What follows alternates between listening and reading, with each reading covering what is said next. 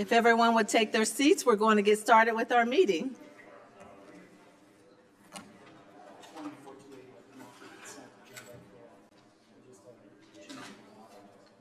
Okay. He's going to call it. Okay. And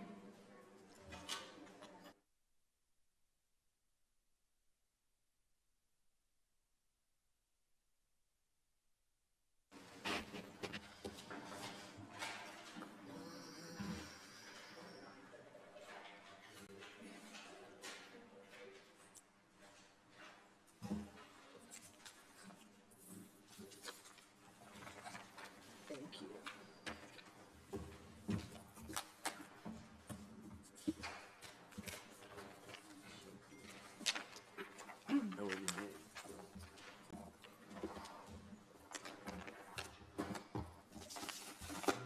I'm sorry.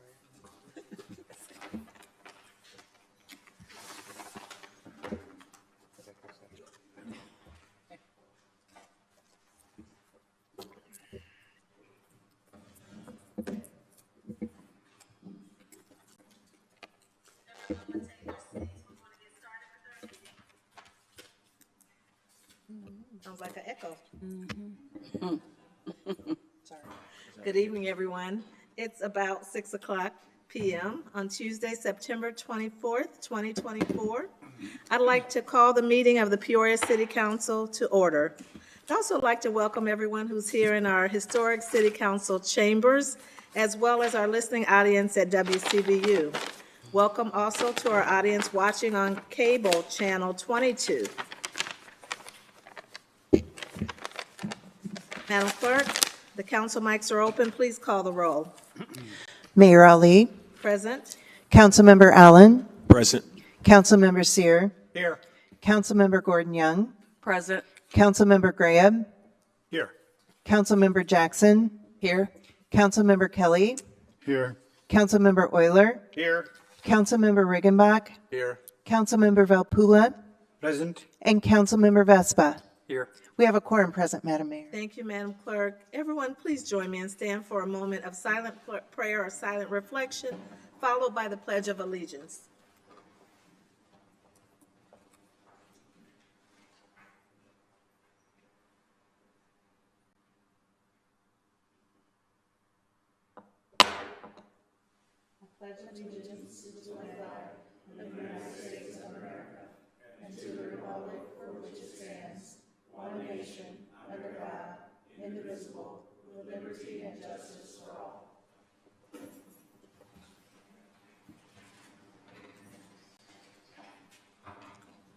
Madam Clerk, We have two proclamations. we have two proclamations. The first recognizes Heiser's Garage and Auto Body, and we have Mr. Norm Heiser, owner of Heiser's Garage and Auto Body, and Mrs. Barb Heiser, owner of Heiser's Garage and Auto Body. Can you please come forward? Just right down to the podium.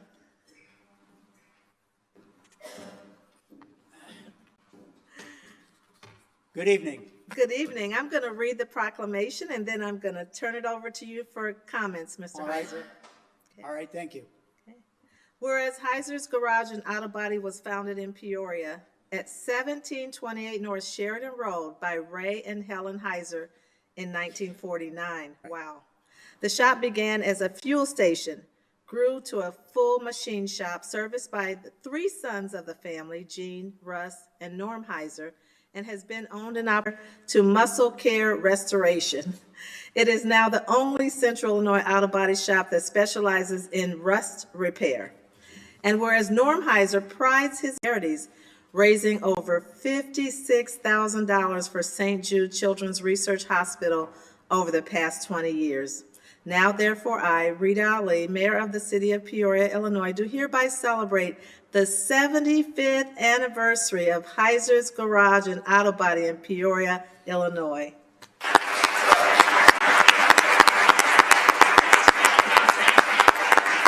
Thank you.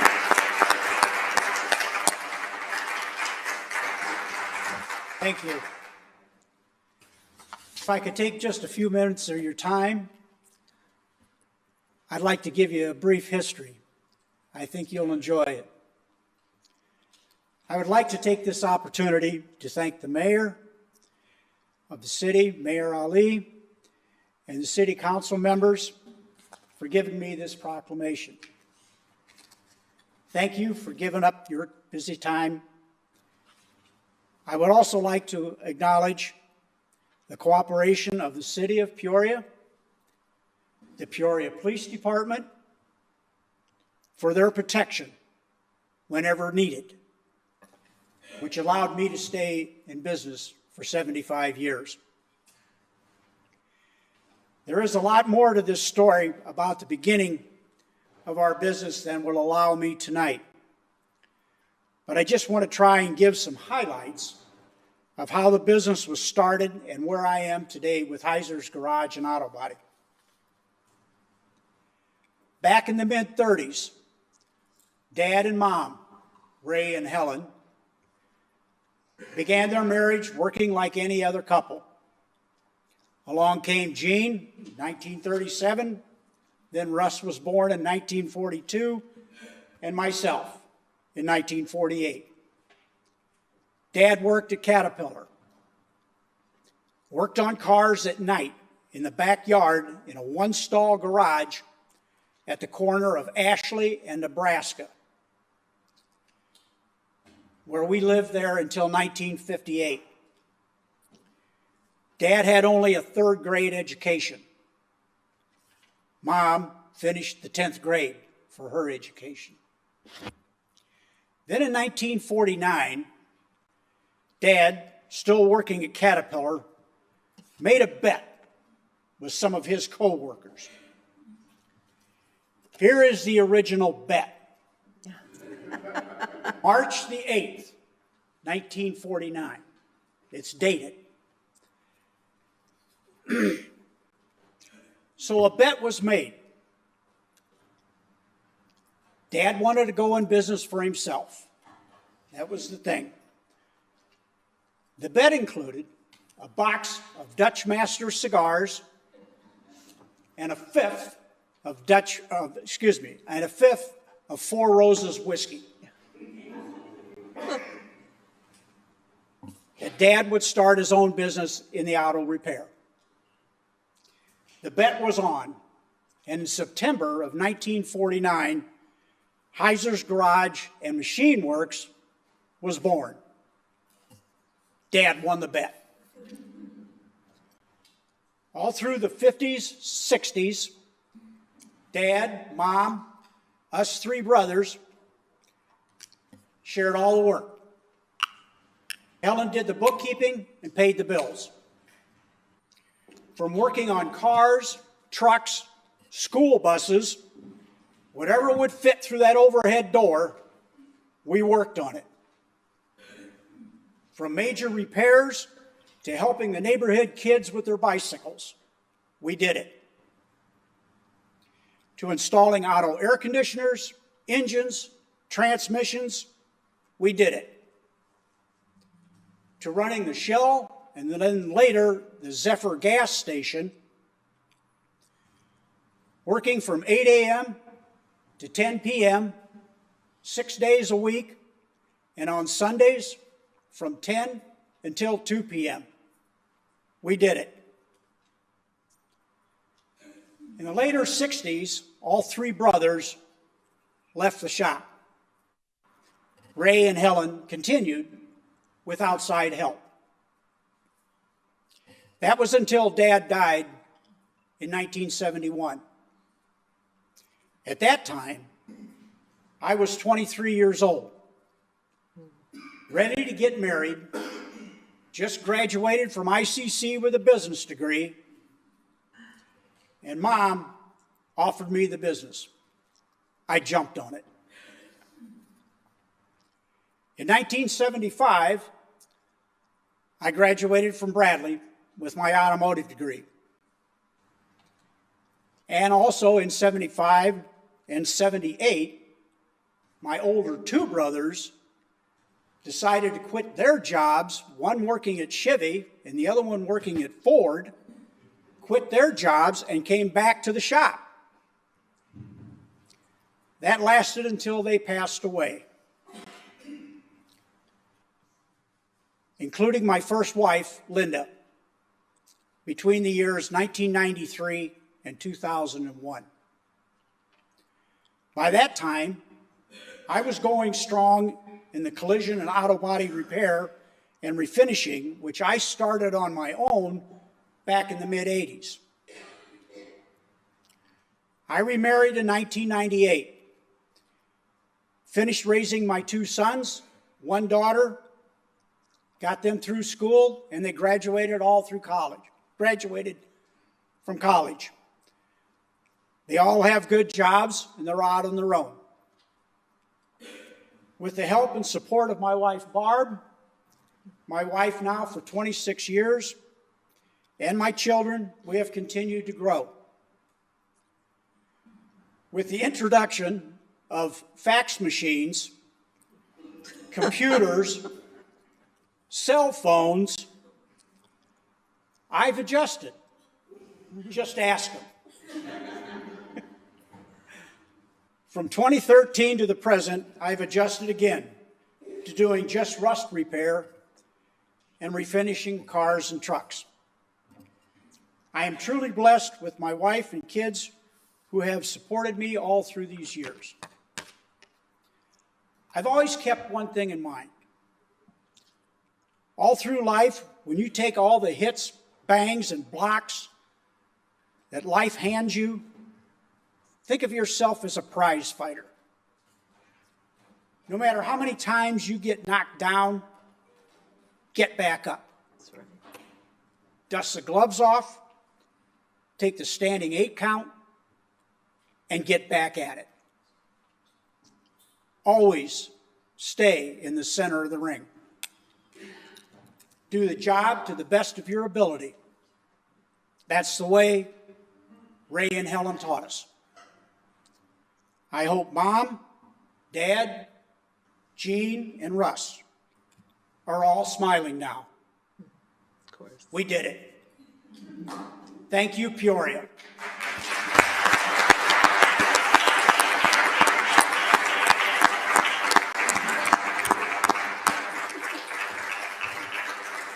Thank you. Thank you for sharing that beautiful story and just great advice, wonderful advice for anyone. Thank you, Mr. Heiser. Congratulations. Our next proclamation recognizes Head Start awareness. And we have Ms. Joyce Banks, the Head Start Director at Peoria Citizens Committee for Economic Opportunity, known as PCCEO, and our new President and CEO of PCCEO, Mr. Charles T. White. Thank you for being here.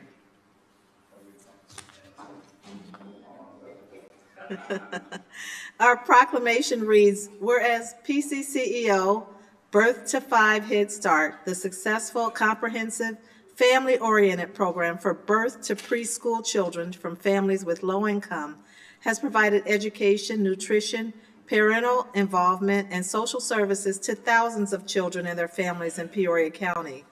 And whereas national research indicates that each dollar spent on comprehensive, full-service early childhood programs results in over $7 in reduced public expenses.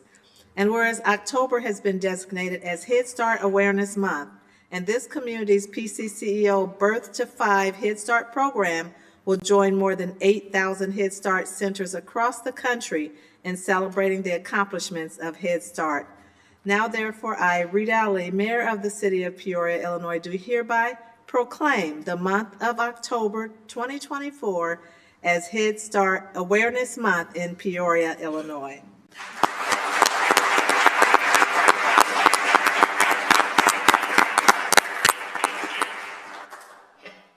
Mr. White?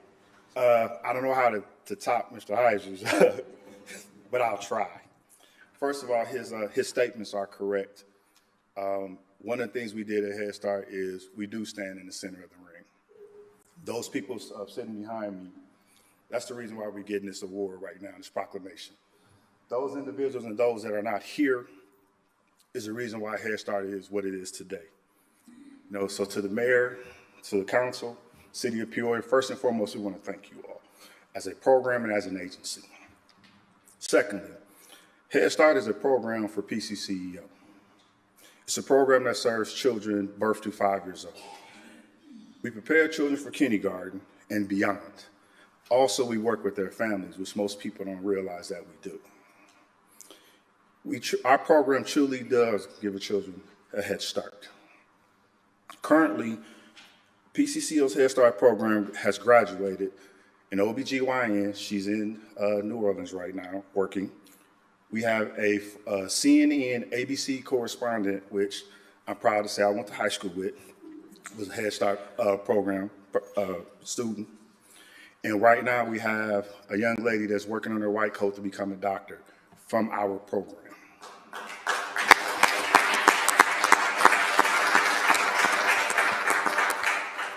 That's just letting you know that Head Start does work. As the mayor has said, October is Head Start Awareness Month. As of October 1st, our Head Start program will kick off its pyramid program, the social and emotional tool we are using for all Head Start children and families. Our theme is, we work better together every day. Our Head Start children will recite these words: we are responsible, we are united, and we are powerful. Our teachers will use these themes and words daily as acclamation and examples of how we are better together, which is a theme that we should use as our community. We are responsible, we clean up after ourselves. We are united because we help each other. We are powerful because we work together. We exercise and we get stronger as a team. The Peoria community will see banners with these words throughout the city. We want you to join us in saying, and I'm asking everybody to say this with me right now. Repeat after me. We are better together. We are better together Every day. every day. Use these words, responsible, united, and powerful, as you go on your journey each and every day. The reason why we are so successful as a program, because we work as a team. No one is more powerful than that. I was recently promoted, as Madam Mayor said, to the CEO of PCCEO, but I came from the Head Start program. So when I say Head Start works, not only does it work for the students and families, it also works for employees as well. So on behalf of the program and the agency, I want to say from the bottom of my heart and their hearts, we truly are blessed, and we thank you all for this proclamation. Thank you, President White.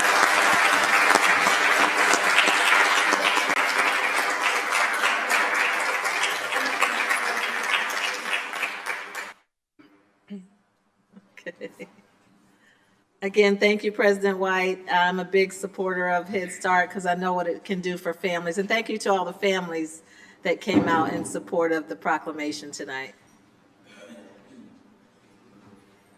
Madam Clerk, We're at the approval of the minutes. Councilmember Riggenbach. Thank you, Madam Mayor. I move to approve the minutes of the joint City Council Town Board meeting held on September 10th, 2024 as printed. Thank you. Is there a second? Seconded by Councilmember Kelly. Any questions or comments? Please cast your ballots.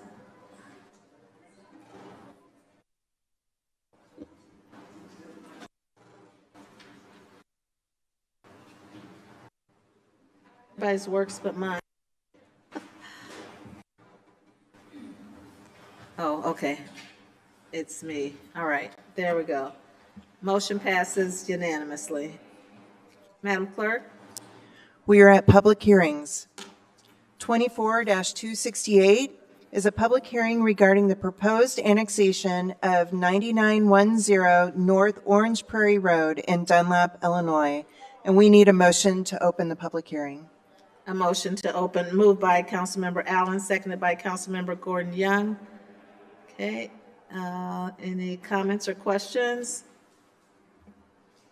Please cast your ballots.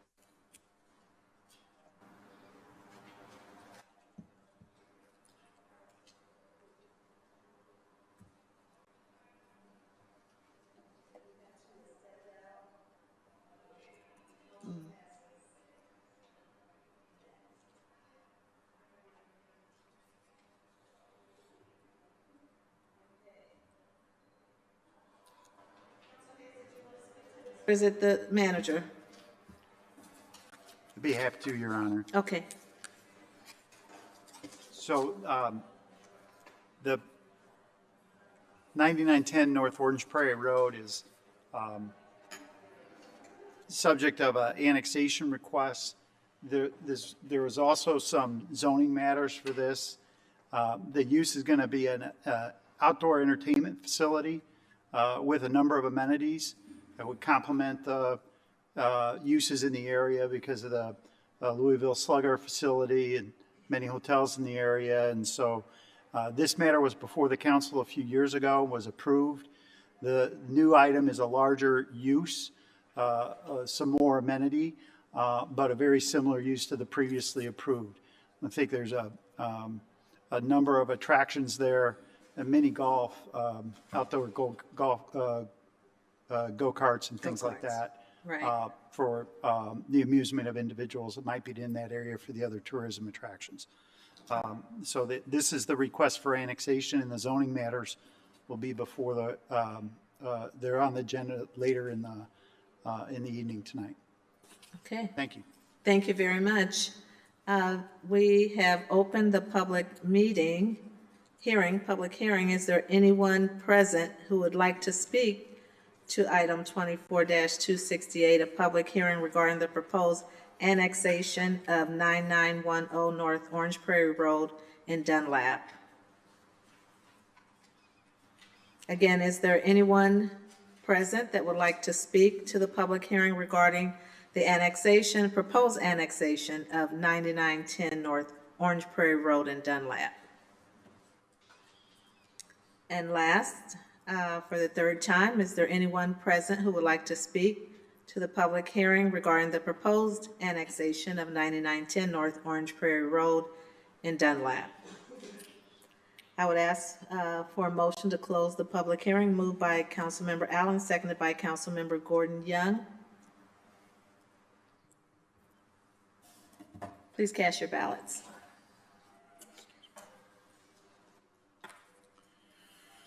Motion passes unanimously. Madam Clerk? 24-269 is a public hearing regarding the proposed annexation of 6500 West Route 150 in Dunlap, Illinois, and we need a motion to open the public hearing. Okay, can I get a motion to open the public hearing? Moved by Councilmember Valpula, seconded by Councilmember Kelly. Please cast your ballots. Motion passes unanimously.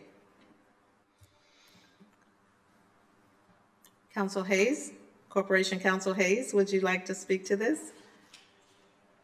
Or Yes, is it? could we have was there already the motion to open the public hearing? Yes? on Yes, this there one? was. As well? Okay, thank you, sorry. So I was focusing on what I was going to say, so I'm sorry I Okay. missed that, Your Honor. No problem. A little stage fright.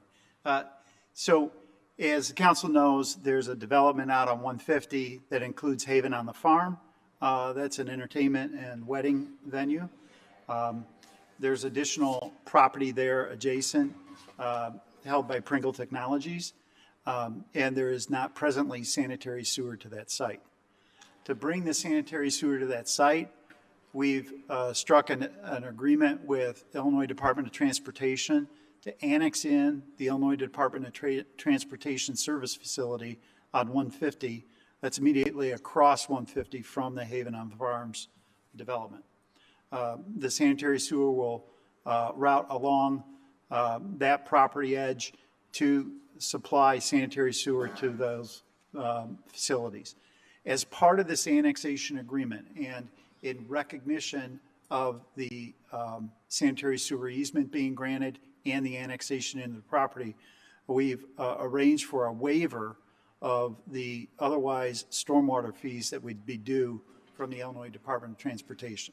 So they will annex in, provide that sanitary sewer easement free of charge, which the city would otherwise have to pay for, and in exchange, there'll be a waiver of the stormwater utility fees that would otherwise be imposed on that property.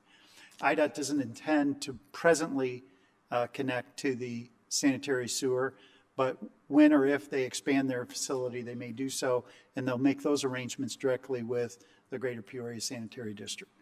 I'd be happy to take any questions the council may have. Thank you. Thank you, Council Hayes. Councilmember Kelly? Thank you, Madam Mayor. I don't know precisely who to address this to, but, and perhaps in the paper packets, there was information on these two public hearings. On the iPads, no.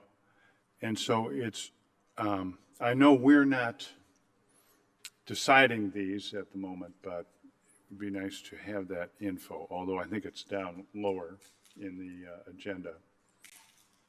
Thank you, Madam Mayor. You're welcome. May I respond, Your Honor? Pardon me? May I respond? Yes. So we'd be happy to style the agenda. I'm sure the clerk will accommodate with the same link that's in the agenda items later in the agenda, so that the link will appear in two different places and it'll take you to all the materials, so that you don't have to go through the agenda and figure out which one it connects to. So we could have the same agenda reference item appear in two places. I think we can make those arrangements. That'd be helpful. Yes, thank you. Okay.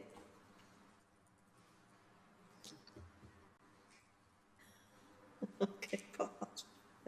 Is there anyone present that would like to speak to item 24-269, the public hearing regarding the proposed annexation of 6500 West Route 150 in Dunlap, Illinois? Is there anyone present that would like to speak to the public hearing regarding the proposed annexation of 6500 West Route 150 in Dunlap? And last, is there anyone that would like to speak to the public hearing regarding the proposed annexation of 6500 West Route 150 in Dunlap? Hearing none, I would ask for a motion to close the public hearing, moved by Councilmember Sears, seconded by Councilmember Allen. Please cast your ballots.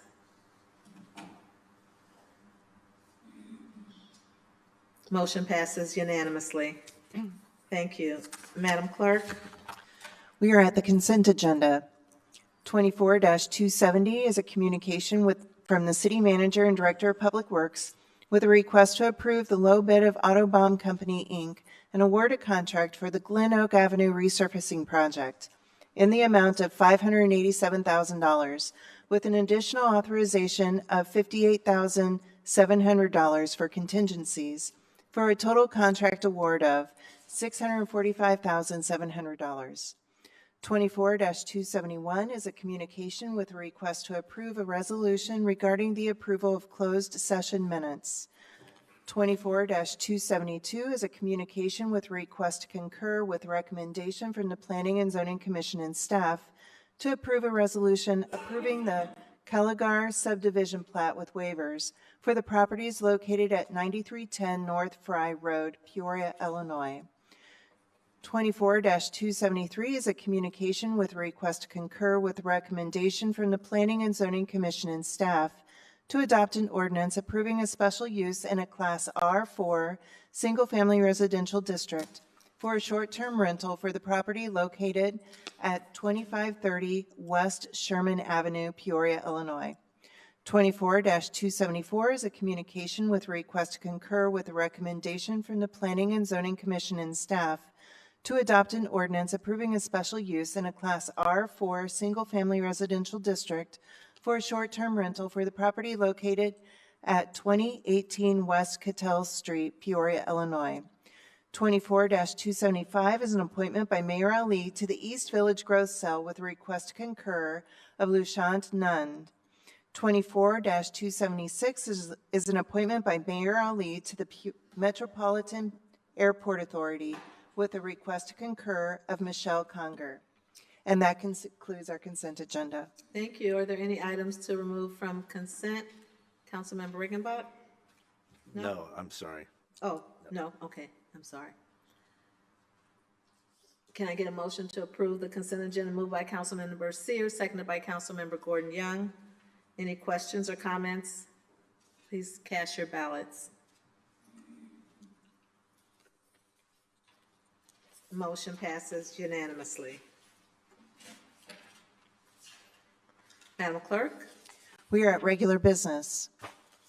24-277 is a communication from the City Manager and Corporation Council with a request for the following. A, adopt an ordinance authorizing the execution of a real estate sale and purchase agreement for the tower on Adams Properties. And B, adopt an ordinance amending the City of Peoria 2024-2025 biennial budget relating to the general fund for the purchase of the tower on Adams property, as well as due diligence costs in the amount of $1,800,000. And item B requires a 2/3 vote of council members voting, no less than 6 votes. Mr. Manager, Corporation Counsel? Thank you, Madam Mayor. Thank you. This is the request, or this is the culmination of several months of discussions that we've been having with Cullinan Properties over what they call the Tower on Adams block, which is and includes the what other people know as the Commercial National Bank building, the PNC Bank building, the Creve Coeur Club building, and the corresponding parking deck. The Tower on Adams buildings are one 11-story property and one 4-story property of about 250,000 square feet of space. The longstanding tenants in those buildings include PNC Bank and Clifton Larson Allen, the accounting firm. There's a 350 space parking deck and 94 surface parking spaces. And obviously it's an old historic building. It's been around for a very long time. It was part of the contributing structures in our downtown, historic downtown designation that was created several years back.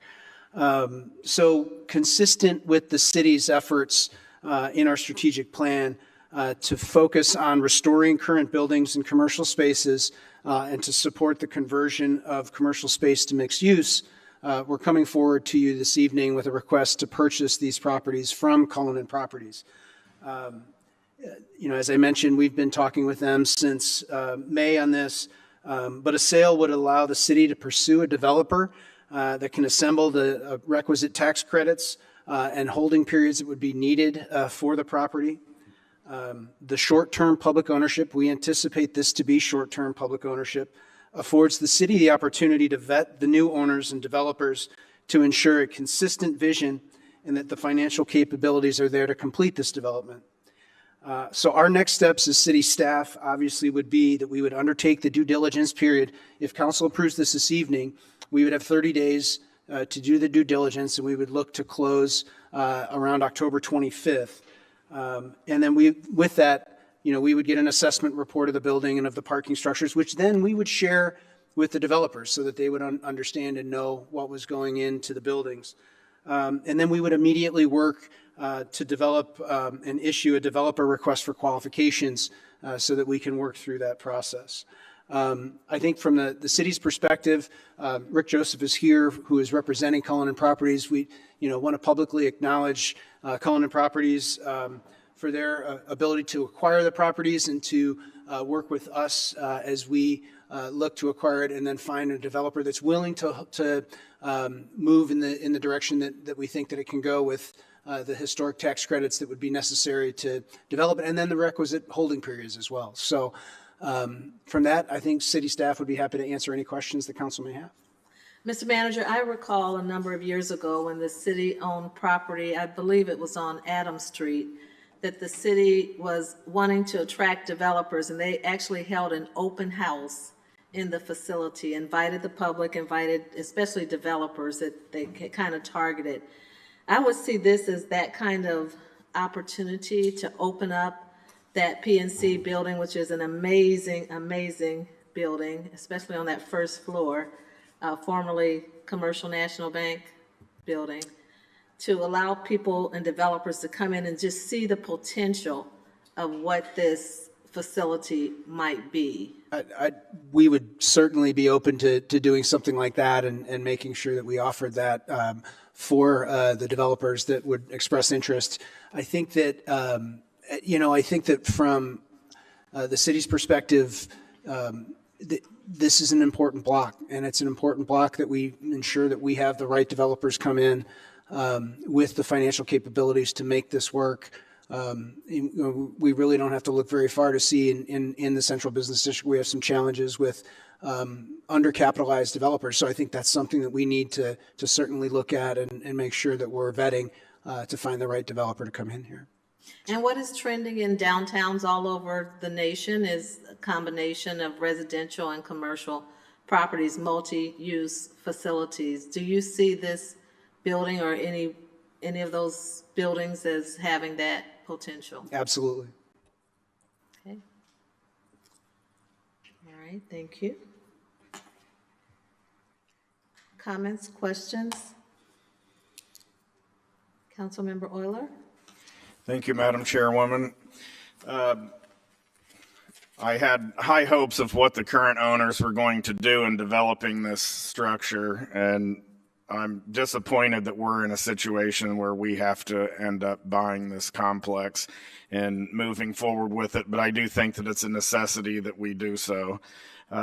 With its proximity to the Civic Center and its location in the Central Business District, it's a critical block for downtown. The parking deck in itself is a huge piece of the operation of the Civic Center, and having enough parking to satisfy the needs of what's an upcoming Bradley basketball season, an upcoming Riverman hockey season, going into concert venue season.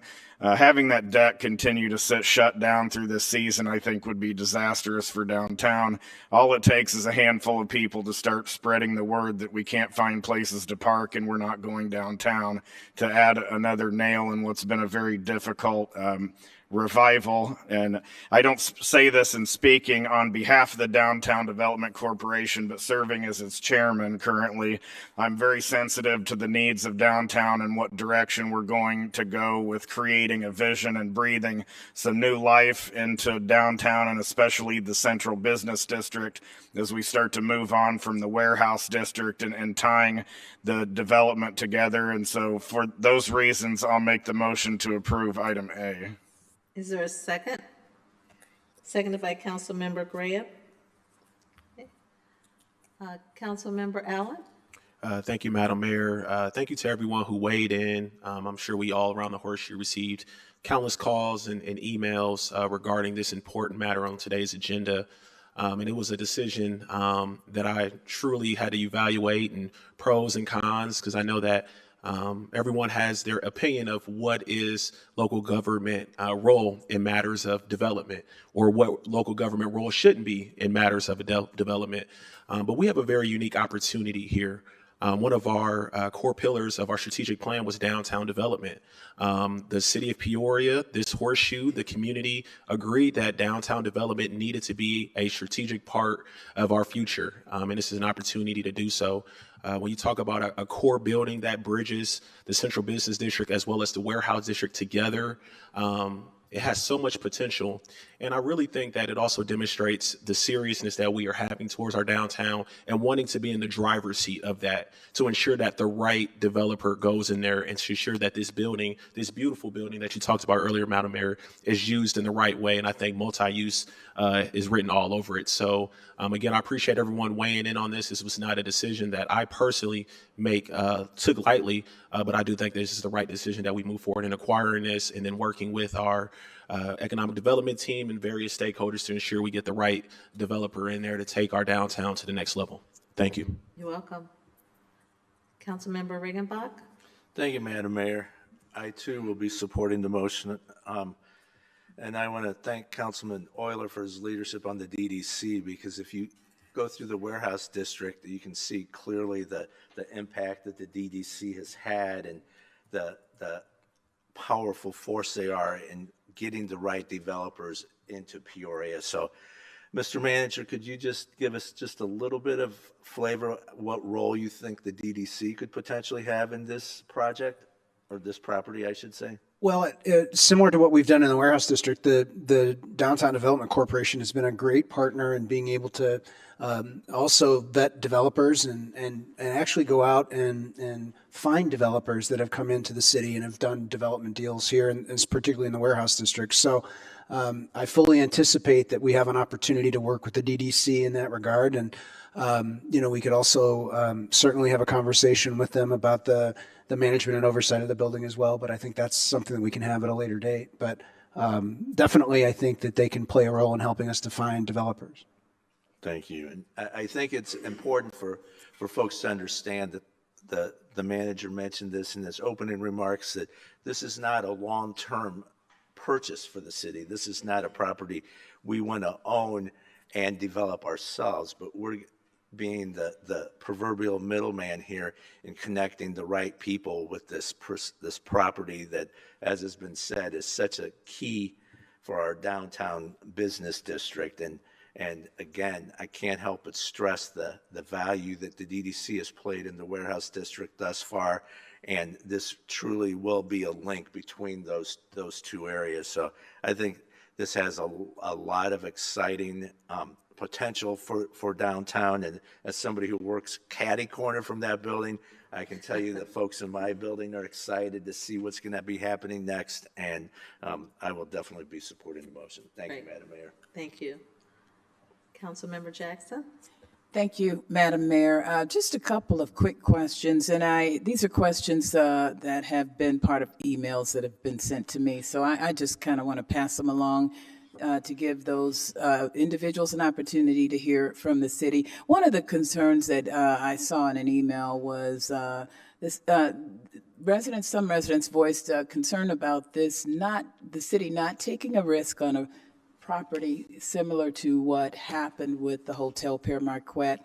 Could you address that for folks who express concerns about that? Yeah, the Pere Marquette deal was approved in 2008 originally, and then it was modified a couple of times up until about 2011. The city issued $32 million in bonds that were given to the developers, as well as a $7 million loan as part of that deal. That the goal was to build a hotel that was connected to the Civic Center. It did ultimately get completed. It is a going concern today. It is an important part of our downtown.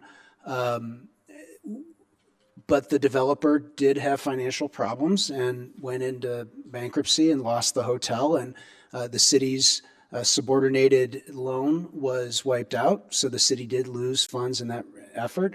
But we've restructured our debt that we have on that we issued, and the payments are being made to cover the debt.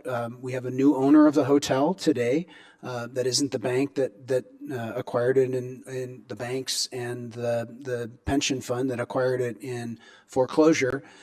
So this is a completely different deal, though.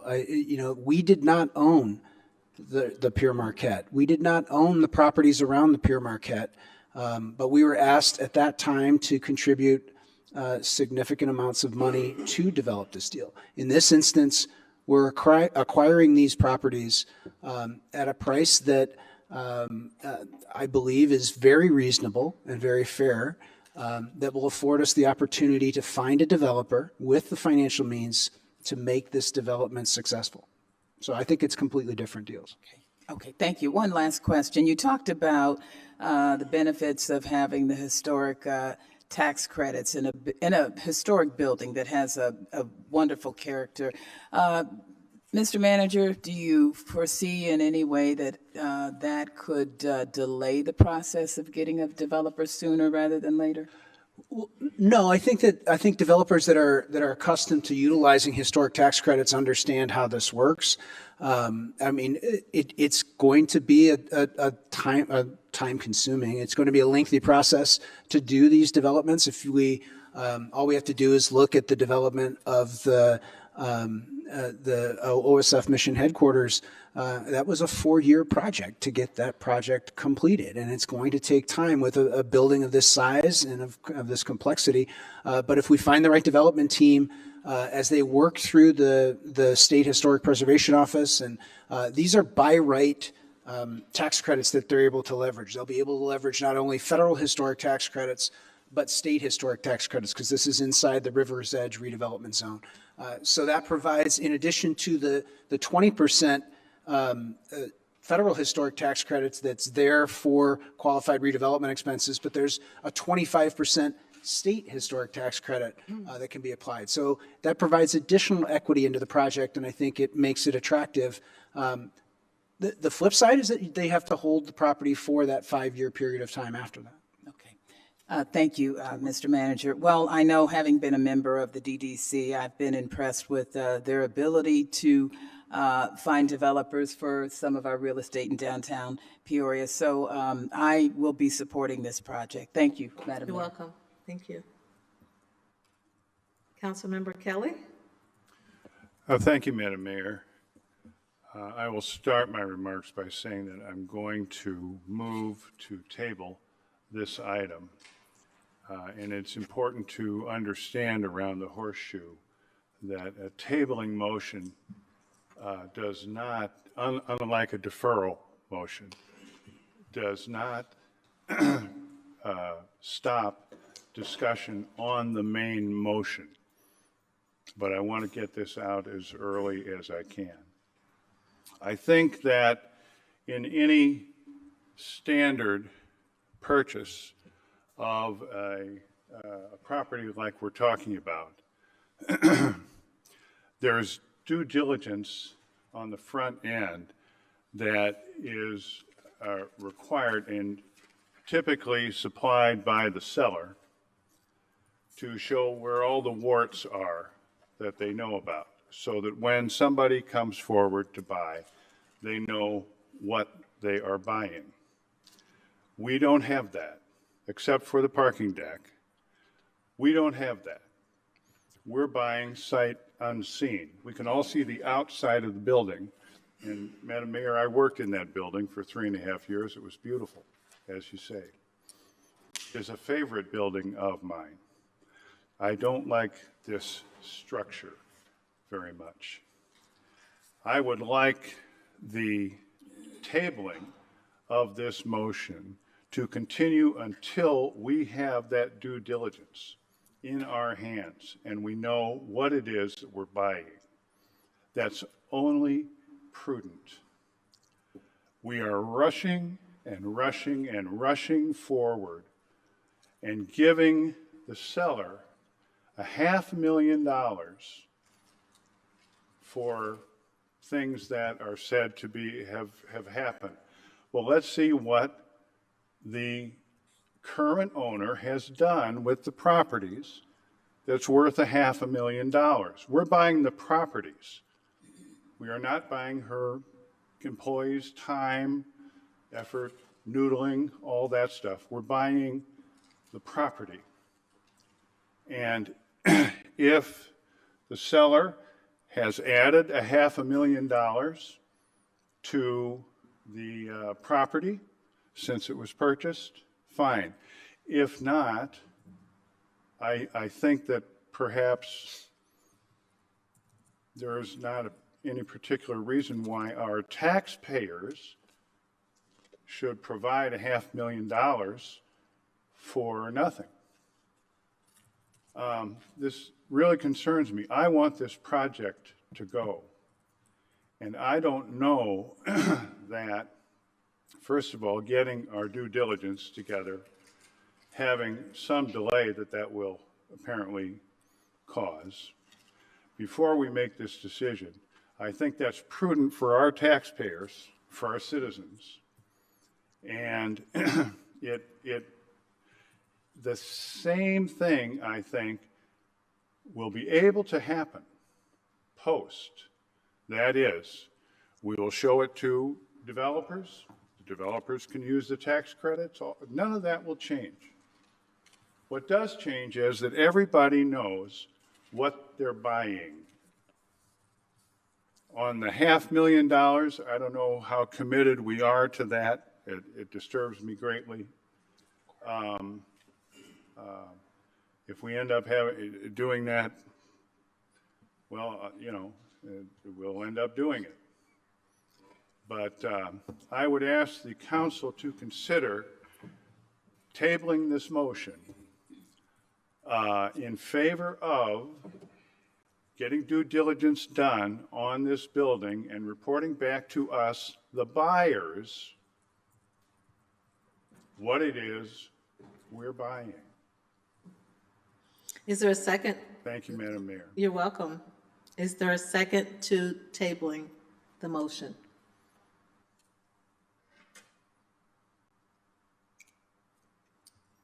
There's no second. Okay. No, but okay. Pardon me? No, sorry. Okay. Councilmember Seer? Thank you, Madam Mayor.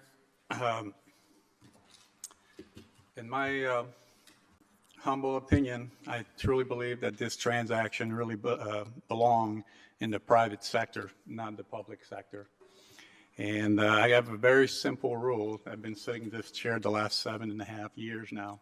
If I cannot explain my vote to my family or my constituent, I just cannot support it. And this is the case. Although I agree with my colleague, Mr. Orler, what he said, but I just cannot explain this transaction to my constituents. I just cannot support it, so I'll be no for this.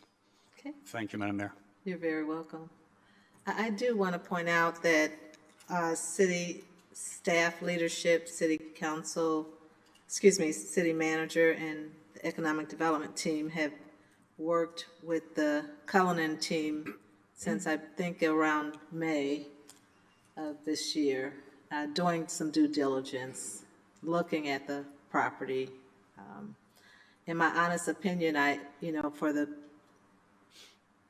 purchase price, the price that the current owner purchased it for, I believe was a very, very good deal. And so that's why I'm currently comfortable at the price that the city is offering to pay for the property. I don't believe that the city could have purchased that property at the price that it was purchased by the current owner. I don't believe that for a minute. Councilmember Grayup? Manager, how quickly can we get the parking deck repaired? Because I think Councilman Euler hit on something very salient, very important. We have this huge economic engine, regional economic engine called the Peoria Civic Center, right across the street from this building, which the current owner would just put on for an auction, a fire sale, if you will. Could be disastrous. We have precedent for stopping auctions that might be deleterious for the neighborhood, in this case, our central business district downtown on a smaller scale in District 2. This is in District 2 as well, when we served as the midwife, if you will, for a transaction which District 150 was nice enough to let us consummate, not just selling off in an auction, 839 West Moss Avenue, which was the old school, my old grade school, as a matter of fact, and allowing us to come up with a suitable suitor, if you will. Oh, that's an alliteration, a suitable suitor. And it took some months. We had some misfires. We had the Montessori school maybe interested, etc. But we ended up ensuring that that West Bluff neighborhood was not damaged by a building that could be bought in a fire sale. And I do think that this price, whether we like this or not, I wish she had gone ahead and developed it herself, but I do believe that it's below fair market value with what we're going to pay.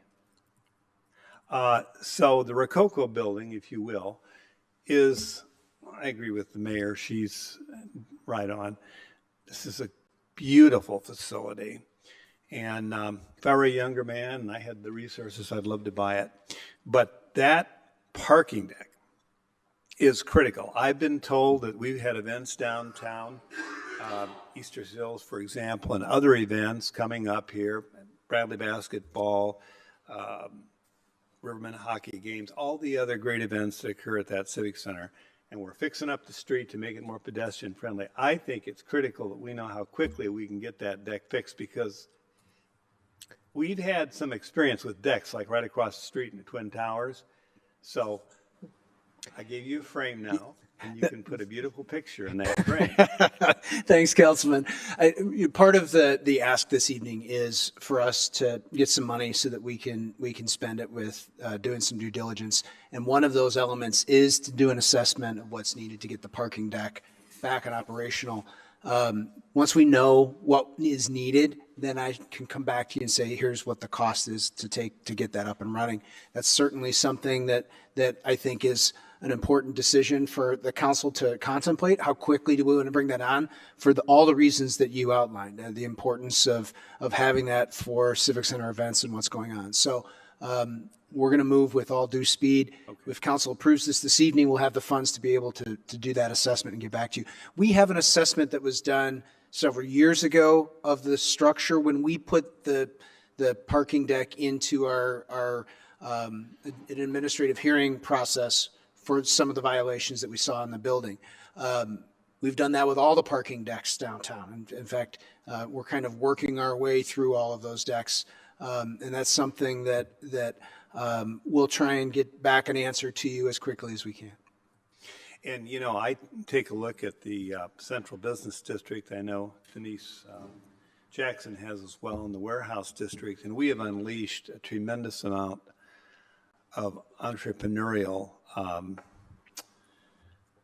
prowess, if you will. Look at some of our entertainment owners, the money that they're spending, whether it's Jack Barris, his project, the money that's currently being spent by John Hopkins to move the Neon Bison, Ty Siebert with what he's doing to punch through to Main Street with a top-notch restaurant from Saddle Up. We have got to be sure that we don't have a block that ends up being acquired by somebody who has no respect for the entrepreneurial energies or investments that others have already made. And if the price were different, perhaps I would be a no vote as well. But I think we're just going to be a midwife. That's what I think we're going to be. And I think it's going to be moved over to somebody who's going to see the value of this property. We're beginning to see movement on Main Street with the Madison building. We're stymied with the Riverview Plaza building, AKA Chase. Hey, we've got to get our downtown back into a position where we're all proud of it. When we go downtown with our friends and relatives, and when we expect people to go to the Civic Center for great events, they need a place to park. So while it's not an ideal situation, and I wish Colin had developed it, this is what we are left holding. And so I think sometimes we make the best judgment under the circumstances and with the cards that were dealt. Mayor Ali. Yes, thank you. Thank you. Mm-hmm. Councilmember Velpula. Thank you, Madam Mayor. Like everyone, I also received several calls on this particular item. And I kind of had this answer for a lot of questions that were asked, but one question that was reiterated in all my conversations was, I just wanted to put it out as is. Why are we buying this building? Is there any particular reason? And that is answered here, but is the city going to have the appetite to buy other buildings out there like the Hamiltons? So what kind of precedents are we setting here? Well, I think that, there are other buildings in downtown that certainly aren't as fully activated as this. But this is almost an entire city block. When you look at this, there's a small corner parcel that's on this block, but with everything, this is a significant, 250,000 square feet is a big amount of square footage. So this is a block of significance. It's really kind of the bridge between the Central Business District and the Warehouse District. We have neighbors with Ameren and their building across the street. You have OSF On Call that has OSF has invested a significant amount of money into that facility. Illinois Mutual continues to invest and has been a long time downtown business here right in this block. So this is an important block strategically for the city, and I think that that's one of the reasons why. And in this instance, and at this price, I think that this was worthy of us looking to acquire this for the short term and then find the appropriate developer to move in and take the building over. I have a second follow-up question. There are currently 2 tenants in that building, and there is news around that PNC wants to downsize, and there is another accounting firm. So what is the status of those 2 tenants at this point? You know, I think they have existing leases. PNC has expressed their interest in looking at making some modifications. But I think that we'll continue to work to see what we can do to keep them in the space. And then from there, we'll see what we can do to find the appropriate developer. But I think in the short term, it would be to keep them in the space. Thank you. Thank you, Madam Mayor. You're welcome. Councilmember Riggenbach. Thank you, Madam Mayor. All this talk about the parking deck has me a little nervous because for those of you that don't know, tomorrow is the kickoff of the concert season at the Peoria Civic Center. And me and my son will be there to see Foreigner and Loverboy. So hopefully we got a parking spot somewhere. But seriously, Mr. Manager, in the council communication, that actually references the fact that there will be continued due diligence. I know there's been quite a bit of work already done up to this point, but can you just assure us, I guess, or assure those who have concerns that this isn't sight unseen, you know, that there has been eyes on the building and discussions held and whatnot? The city staff has been through the building, both the economic development and community development team. We've had our assessments that were done as part of the enforcement proceedings from the administrative hearing about the deck. We're asking you for $1.8 million, which is asking you for $50,000 more so that we can hire firms to do the appropriate due diligence work on an assessment of the parking deck that would be what is it going to take to get the parking deck up and operational, and then also to provide some additional assessment of the building so that when we issue our developer solicitation, they know what's in the building. Thank you. I think, and I'm not the commercial real estate developer here, but if you had told me 3 months ago that we had the opportunity to purchase this parcel for $1.8 million, I'd say you're kidding me, right?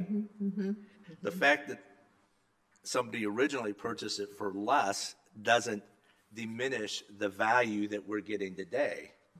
In my day job, somebody calls me up and says, hey, somebody just bought Apple stock yesterday at X, and I want to buy it too. And it's like, well, today the price is X plus 50 or whatever, you know, but that doesn't mean it's a bad deal. So I think we're missing the point here by finessing this too much. I wasn't on the council when the original Pure Marquette deal was brought forward and voted on, but I was there when some of the changes were adapted to that. And one thing we heard in those days was, why doesn't the city put out an RFP? Why doesn't the city look for other developers? Well, we couldn't do that because we didn't own the property.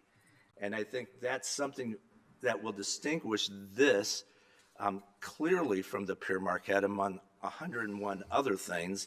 But the fact that the city is going to own this will allow us to do the vetting of the developer and ensure, to the best of our ability, a level of confidence that wasn't there perhaps with the Pure Marquette deal. So those are truly apples and oranges. And again, I think that there's a lot of good reasons to move forward with this, as other colleagues have expressed. And hopefully, like I say, I'll get a parking spot tomorrow night for Foreigner.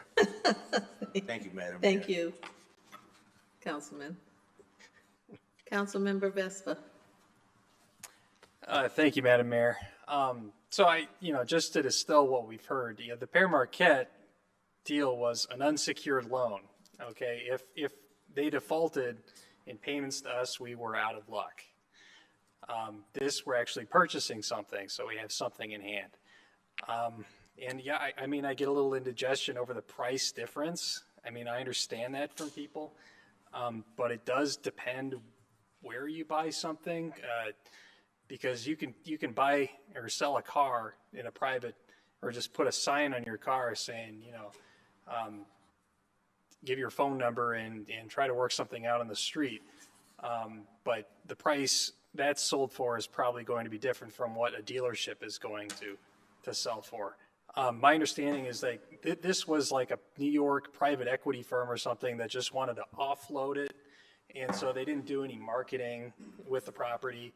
Is that consistent with your understanding, Manager? That's very consistent with my understanding of what happened here. Yeah. So it depends on how you sell, a piece of personal property or real property. That can ultimately result in a difference in price.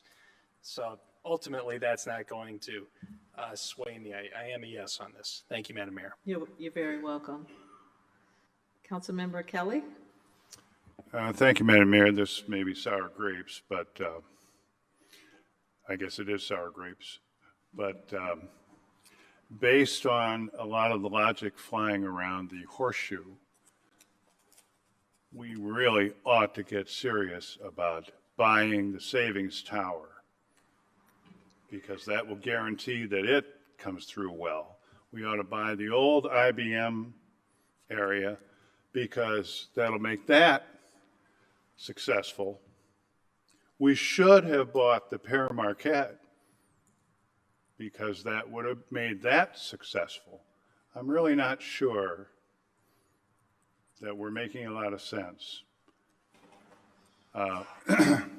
No one can best me, I don't think, in my love for downtown and my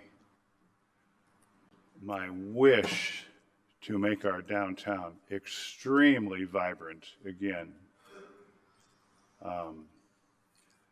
The way we do it, I think, is very important.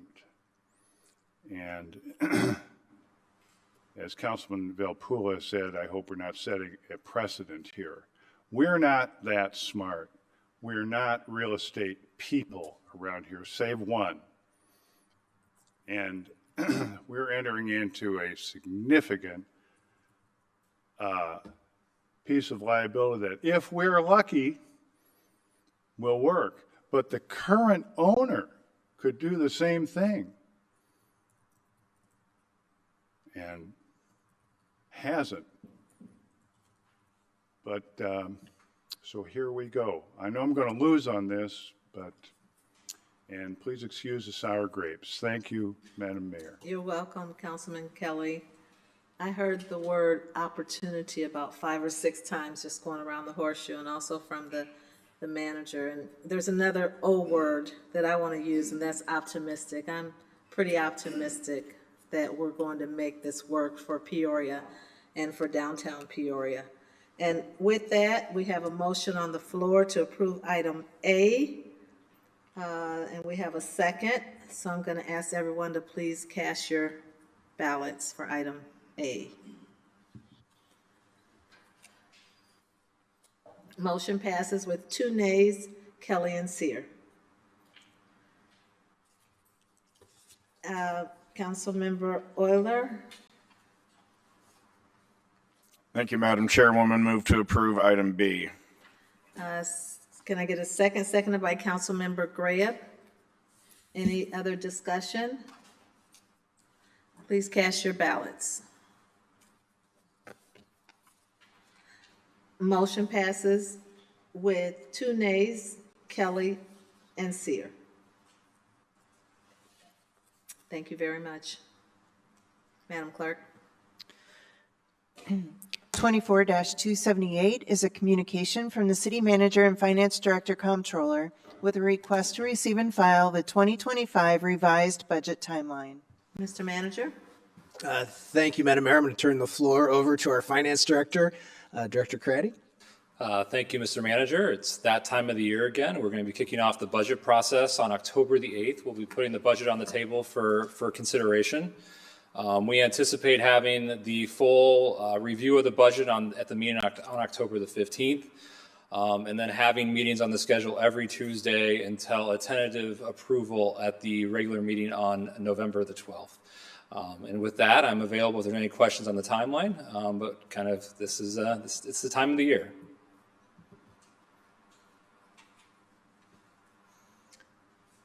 Councilmember Kelly? Thank you, Madam Mayor. I'm just glad we're not meeting on Halloween this year, but yeah, the schedule looks fine. Thank you. My wife might have a problem with me doing it on Halloween this year. Thank you, Madam Mayor. You're welcome.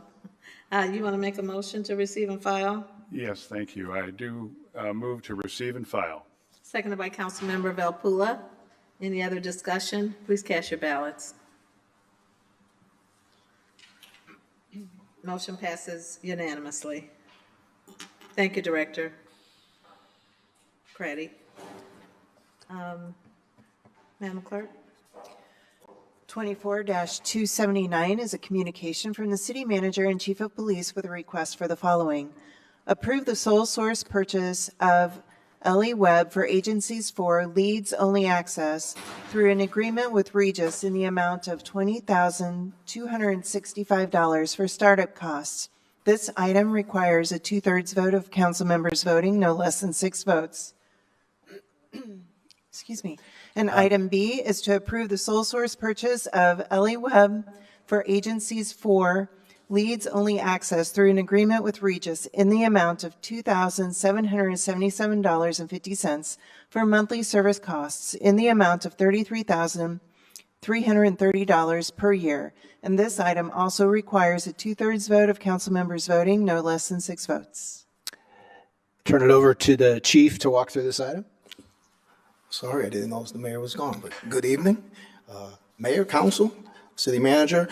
As of July 1st, the Department of Innovation and Technology ended the support for IWIN, the Illinois Wireless Information Network, which caused us to be unable to access law enforcement data, law enforcement automated data, our lead system from our squad cars, which means we couldn't run plates, we can't run driver's license, FOID cards, et cetera, everything officers do on those fancy computers in their cars that everybody asked us about.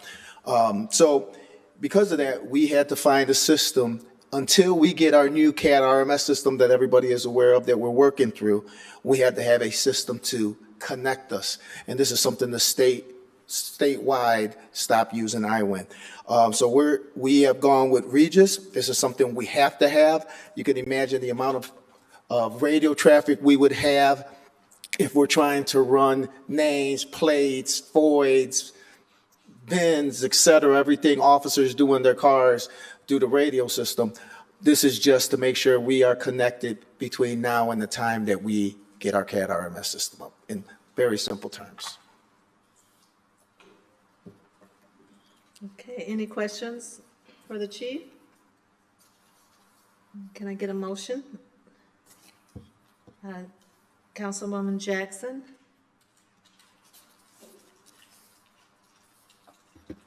Thank you, Madam Mayor. I would like to make a motion that item number 24-279, Part A, be approved. Okay, item A. Yes. Seconded by Councilmember Kelly. Any discussion? Councilmember Graham? No, ma'am, I just wanted to move for approval or to second it, so. Oh, okay. All right, thank you. Please cast your ballots.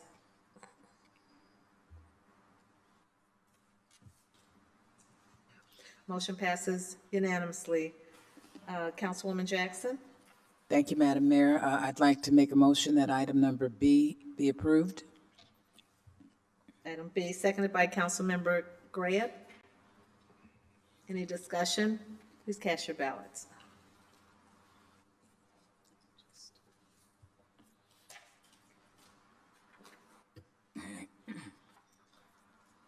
It's waiting for Jackson and Riggenbach. Motion passes unanimously. Thank you. Thank you. Oh, okay, stick around, huh, Chief? Yes, ma'am. Madam Clerk? 24-280 is a communication from the City Manager and Chief of Police with a request to approve an extension of the sole source contract with Dr. E. Anthony White for research partner services through September 30th, 2024, under the 2020 Bureau of Justice Assistance Strategies and Policing Innovation Grant in an amount not to exceed $31,250 and an updated total amount of $81,250 over the life of the grant. And this item requires a 2/3 vote of council members voting, no less than 6 votes. And on your desk in yellow, there is a handout with the updated communication. Okay, Mr. Manager. Thank you, Madam Mayor. Yes, there's an updated communication on your pack, in yellow on your desk. The dollar amount is different from what was in the council communication of $81,250. It's actually $84,500. So we would just simply ask that as this item comes up, that the dollar amount requested be amended to $84,500. And with that, I'll turn it over to the police chief to explain the content in this item. Okay, thank you, Chief. Yes, thank you. So in 2020, we received a grant prior to me being here for $500,000 to deal with our data sharing initiative. We received that through our strategic policing, through our SPI grant. And at that time, we needed to have a Dr. White or somebody to do the research part of this, and to get this grant, it was required. This is just an extension of that. We were in contract with him and then went out of contract. And so while we were in contract, his rate was, it was a different rate, $62 an hour. And then after those 3 years, the rate went up to $71 an hour. And that is the difference, and that is a change, and that's what we're asking for. Okay, thank you, Chief. Councilmember Riggenbach? Thank you, Madam Mayor. I move to approve item 24-280, but amending the extension amount to $34,500 and updating the total dollar amount to $84,500 to reflect the corrected contract amounts. Yes. Is there a second? Seconded by Councilmember Velpula. Any discussion?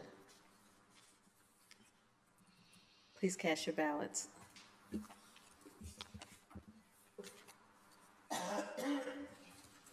Motion passes unanimously. Thank you, Chief. Madam Clerk. 24-281 is a communication from the City Manager and Director of Community Development with a request to concur with the recommendation from the Planning and Zoning Commission and staff for the following. A, approve a resolution approving an annexation agreement for property located at 9910 North Orange Prairie Road and North Illinois Route 91.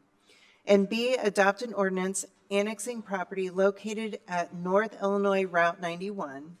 C, adopt an ordinance rezoning property from a Class R3 single-family residential district to a Class C1 general commercial district located at 9910 North Orange Prairie Road.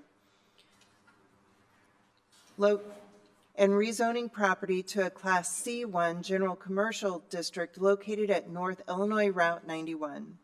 And D, adopt an ordinance approving a special use for outdoor recreation for property located at 9910 North Orange Prairie Road and North Illinois Route 91.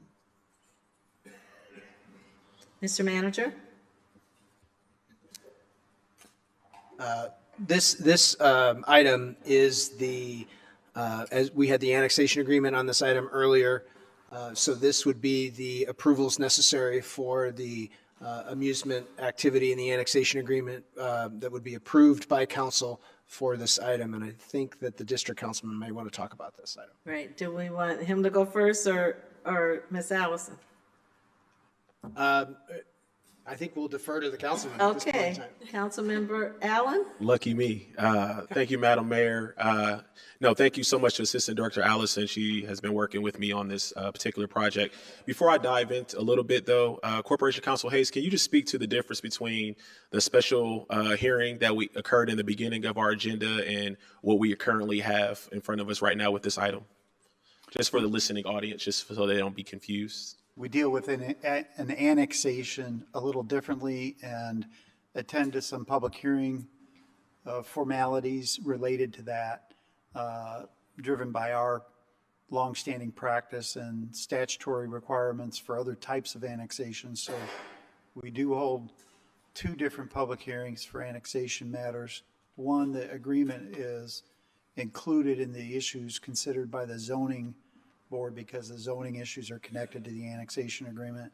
And then this council has an additional opportunity for the public to come forward on annexations at the hearing this evening. The annexation is slightly different than the other items that are being approved. And so we set that apart. Thank you. No, thank you for the clarification there. Assistant Director Allison, can you just provide any context to this particular matter, and then I'll add some additional comments. So this is an annexation of about 4.5 acres proposed to be added to an existing 9-acre parcel that's already in the city corporate limits. The 13 total acres would be proposed to be used as an outdoor recreation facility, which is including go-kart, mini golf, outdoor destination for activities such as those. So the other components of this include a rezoning. If you so choose to annex, we need to zone the property as for a commercial zoning. And then the fourth component is actually the special use request for the outdoor recreation. Outdoor recreation in the C1 zoning district requires a special use approval specific to a site plan that you have within your packet of information. I can answer any questions if you'd like.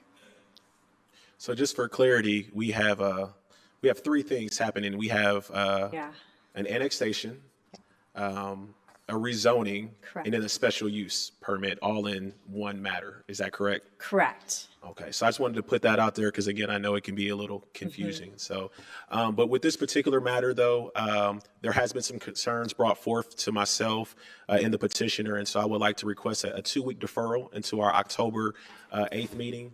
In between now and then, I'm going to convene the petitioner and some of the residents in the area and see if we can reach some compromise and see where we go on our Tuesday, October 8th meeting. So I'd like to make a motion to defer for 2 weeks, please. Thank you. That's seconded by Councilmember Seer.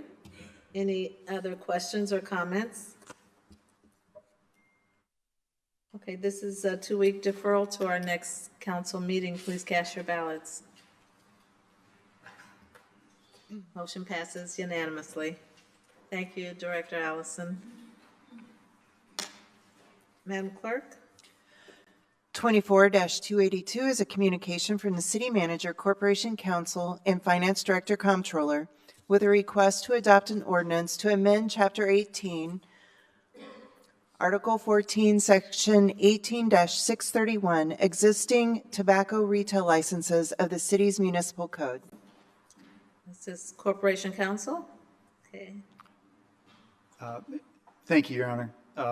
As the council will recall, we previously separated our tobacco licenses into 2 separate classes.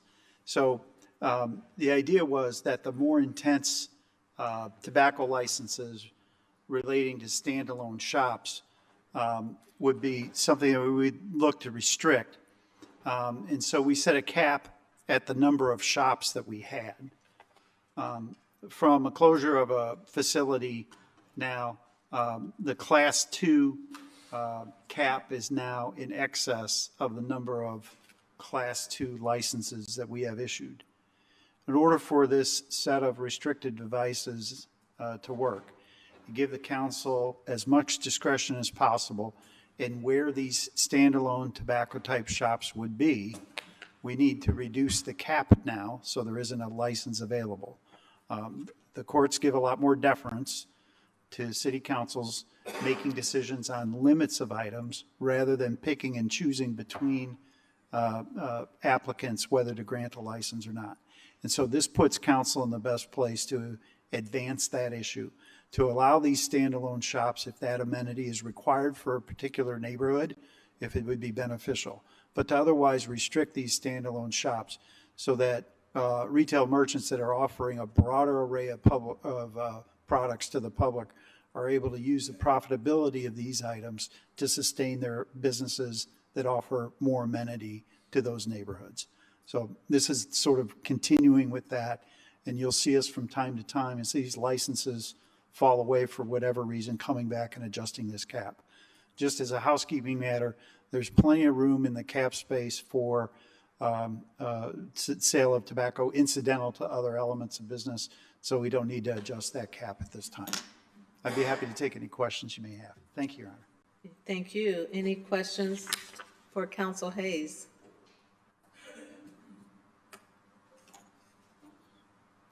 Councilmember Kelly? Thank you, Madam Mayor. So, Council Hayes, I'm not sure I remember this occurring with our. So, is it the aim of the city to continue to reduce these licenses until there are zero?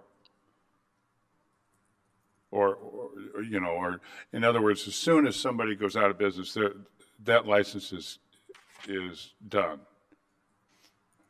I think that people could interpret it that way, but that's not why it's being advanced by staff, and it's not consistent with how the matter was designed.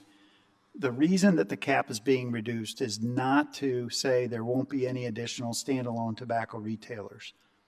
It's to give the council the maximum discretion of where those outlets are going to be authorized. And so, in my view, the council has not indicated there shall be no more.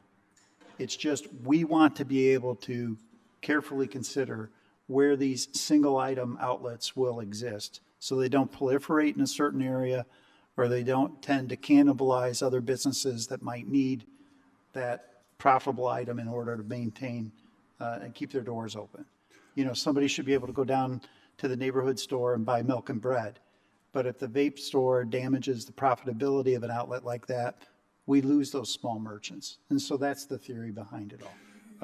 I understand that this is an unpopular business, but I didn't see in the council communication any recommendation or whatever to say. And so now we think that a better location would be over here. We're just saying we're going to get rid of it. I don't know that the council said that. Now, we can say that, as you say, but I don't know that. This is kind of news to me, that we're just going to keep going like this with the number of licenses and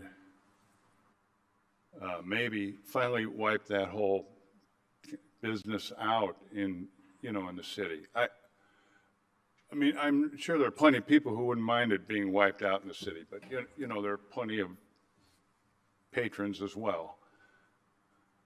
I mean, we're just knocking this one down. We're not finding a better location, according to us, of a tobacco shop, right? Well, there's no applicant before us. This business went out of business for other reasons, and so that gap in that arose. The purpose of the ordinance is give the council the highest probability of telling an applicant no that wants to go in the wrong spot and not lose a challenge in court. That's the single-minded purpose of this whole system and why we adjust it as we go. But the council's free to grant this use anywhere that an applicant brings forward an application and says, this is a place I want it. And if the council agrees, you're free to adjust the cap. What would happen would be there'd be an item before you, there'd be a recommendation for approval, and it would be in an A and a B. Grant the license and adjust the cap to allow that license to be issued. And we don't do this with any other retailer, any other type of retail, right? It is a creative solution to give the council maximum discretion. Yes, sir.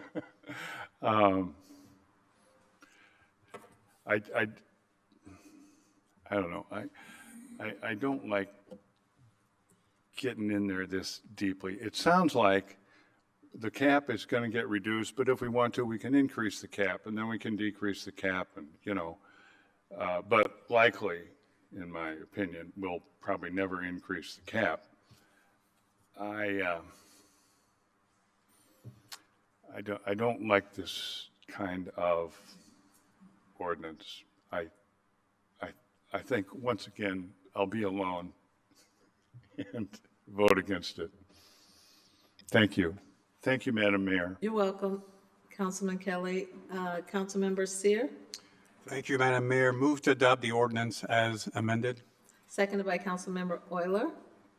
Continued discussion, Councilmember Gordon Young.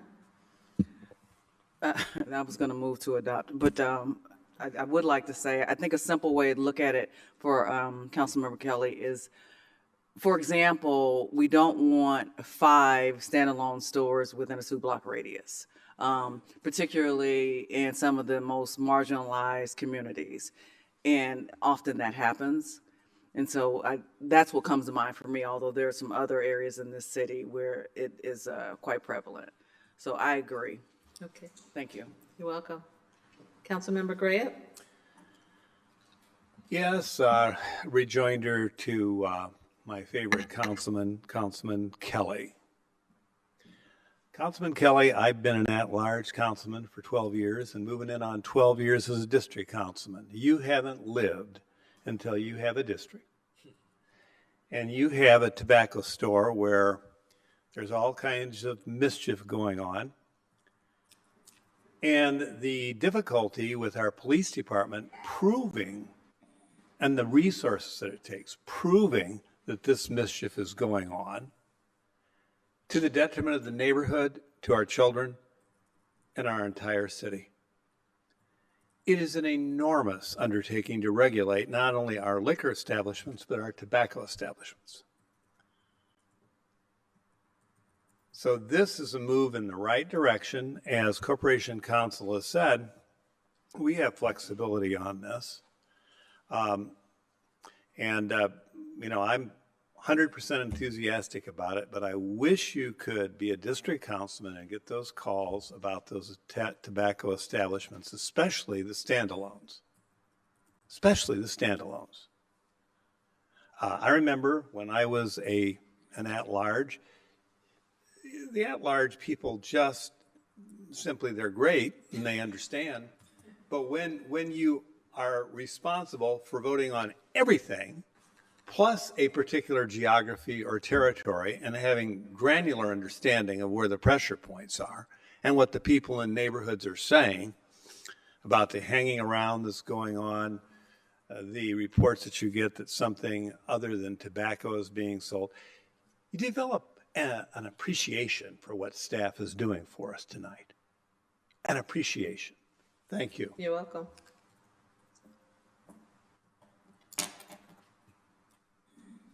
Councilmember Kelly.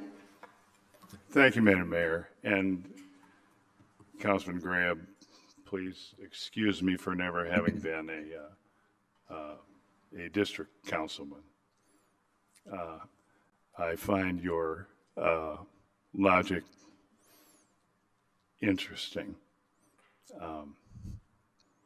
I do get around in this town, and I think the other at-large council people get around in this town. And to say about another council person that, well, you know, you're just a little bit inferior, it kind of bothers me. You and I have always gotten along, even if we disagree. We've gotten along very well, and I'm happy about that. I'm not happy about your recent remarks, but thank you. And thank you, Madam Mayor. You're welcome. Okay, we have a motion and a second. Please cast your ballots. Motion passes with 1 nay. Kelly. Madam Clerk. 24-283 is a communication from the City Manager and Corporation Council with a request to approve the site application for a Class A tavern liquor license with on-site consumption and retail sale of alcohol for Tataboo LLC, doing business as Tataboo, at 631 West Main, contingent upon the issuance of certificate of occupancy with a recommendation from the Liquor Commission to approve. Mr. Manager, Corporation Counsel. So one North Main proprietor looking at opening a Class A tavern. There's been no request for any additional sub-licenses, so it will be a 1 a.m. close at this time. There's no request for an outdoor garden. I think that site had an outdoor garden permitted in the past, but that's not part of the request at this time either. Okay. I think Councilman Gray may have a motion at this point. Thank you. Councilmember Graham? Yes. I move to defer this for 2 weeks. Okay. Is there a second? Seconded by Councilmember Allen. 2-week deferral. Any other discussion? Please cast your ballots. Motion passes unanimously. Madam Clerk? 24-284 is a communication from the City Manager and Corporation Council with a request to approve the site application for a Class K rental hall liquor license with on-site consumption and retail sale of alcohol for Nickel and Dimes Incorporated, doing business as Tilted 10 at 2200 West War Memorial Drive, Unit XBA, with a recommendation from the Liquor Commission to approve. Council Hayes? This is a liquor use in an amusement setting, which we have been authorizing with a Class K rental hall license. Just so council's aware, we are looking at perhaps adjusting the way that we look at these types of amusements. But the Liquor Commission has recommended approval, and we're not prepared to move forward with those suggestions. But at some point in the near future, you may see an adjustment in the ways we deal with these amusement venues and bowling alleys and things like that. Thank you, Your Honor. Okay, you're welcome. Councilmember Allen? Thank you, Madam Mayor. To provide context, this is going inside of Northwoods Mall, their former Round 1 location, so we're very excited for Tilted 10 to come. We do have Kevin Jordan in the back representing Tilted 10. Appreciate you coming. Madam Mayor, can I give Mr. Jordan just privilege of the floor? Absolutely. If you could just speak to your intentions and how your operations different from the previous occupant that was Round 1, sir. Hello, my name is Kevin Jordan. I'm the Senior VP of Operations for Nickels and Dimes Incorporated. We operate family entertainment centers throughout the U.S. This is our 52nd year in business. I started with Mr. Singer. November is my 45th anniversary for working for Mr. Singer. And what we do is family entertainment. One thing that we saw with Round 1, we're open until 2 a.m. We won't be open until 2 a.m. We'll be midnight on Friday and Saturday, 10 o'clock on the other weeknights. We also bring in bumper cars. We have much more of a family atmosphere, so you'll see when we open, we have 2 18-hole blacklight miniature golf courses that are being done where the pool tables and the dartboards were. They're gone. In the front of the bowling area, there's now a bumper car arena that has 3 flip cars as well as 4 spin cars. The flip cars, you actually strap in and it gets spun vertical. We've eliminated the redemption store concept. We go back to the traditional redemption center. It's more one-on-one with the customers. And you'll see the mix of equipment. We don't have any of the rhythm games. We don't have any of the fighting games. It's more family entertainment, a lot of carnival games, a lot of video games. So you'll see quite a difference. Thank you, Mr. Jordan, for providing that context. I just wanted to illustrate the difference between both models. I know that there were some unfortunate incidents that happened at Round 1, and I wish that never occurred, but here we are, but definitely wish you all the best and look forward to you all opening up here in October and bringing my own family there. So without further ado, I would like to move to approve this item, ma'am. Did you just make the motion? Mm-hmm. Okay, seconded by Councilwoman Gordon Young. Sorry about that. Any other questions? Please cast your ballots. Motion passes unanimously. Thank you very much. Welcome to Peoria. We welcome Tilted 10. Yes. Madam Clerk? 24-285 is a communication from the City Manager and Finance Director Comptroller with a request to receive and file the month ended July 31, 2024 unaudited financial report. Mr. Manager? Thank you, Madam Mayor. I'd like to turn the floor over to our Finance Director, Director Craddy. In your packet was the July report. I'm happy to report that our revenues and expenditures, while slightly off budget, are on pace to be at budget by year end. We'll get more into that over the coming months as we kind of look at the budget, but kind of the initial review is we'll be kind of right on track with what we had laid out last year during the budget process. In terms of just a few of the other highlights, our sales tax numbers continue to remain strong. They're up over the previous year, as well as state income taxes. We are still continuing to see some of the softness in personal property replacement tax that we reported to council was going to be the case over the last couple of years, and will probably continue over the next coming years.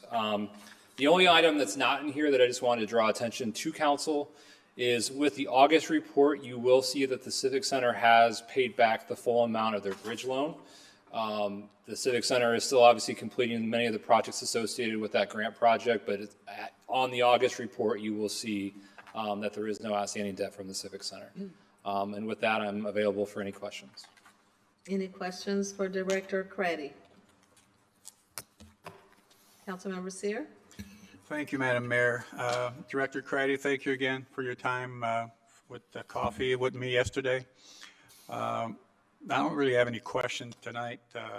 I feel like my colleague, Mr. Kelly, tonight, I'm just going to be a little sour. Thank you for making the correction for the Civic Center. I was going to mention that. I think that's important, especially for our constituents that are looking at our budget and these types of report that they're 100% accurate. So thank you for making that correction.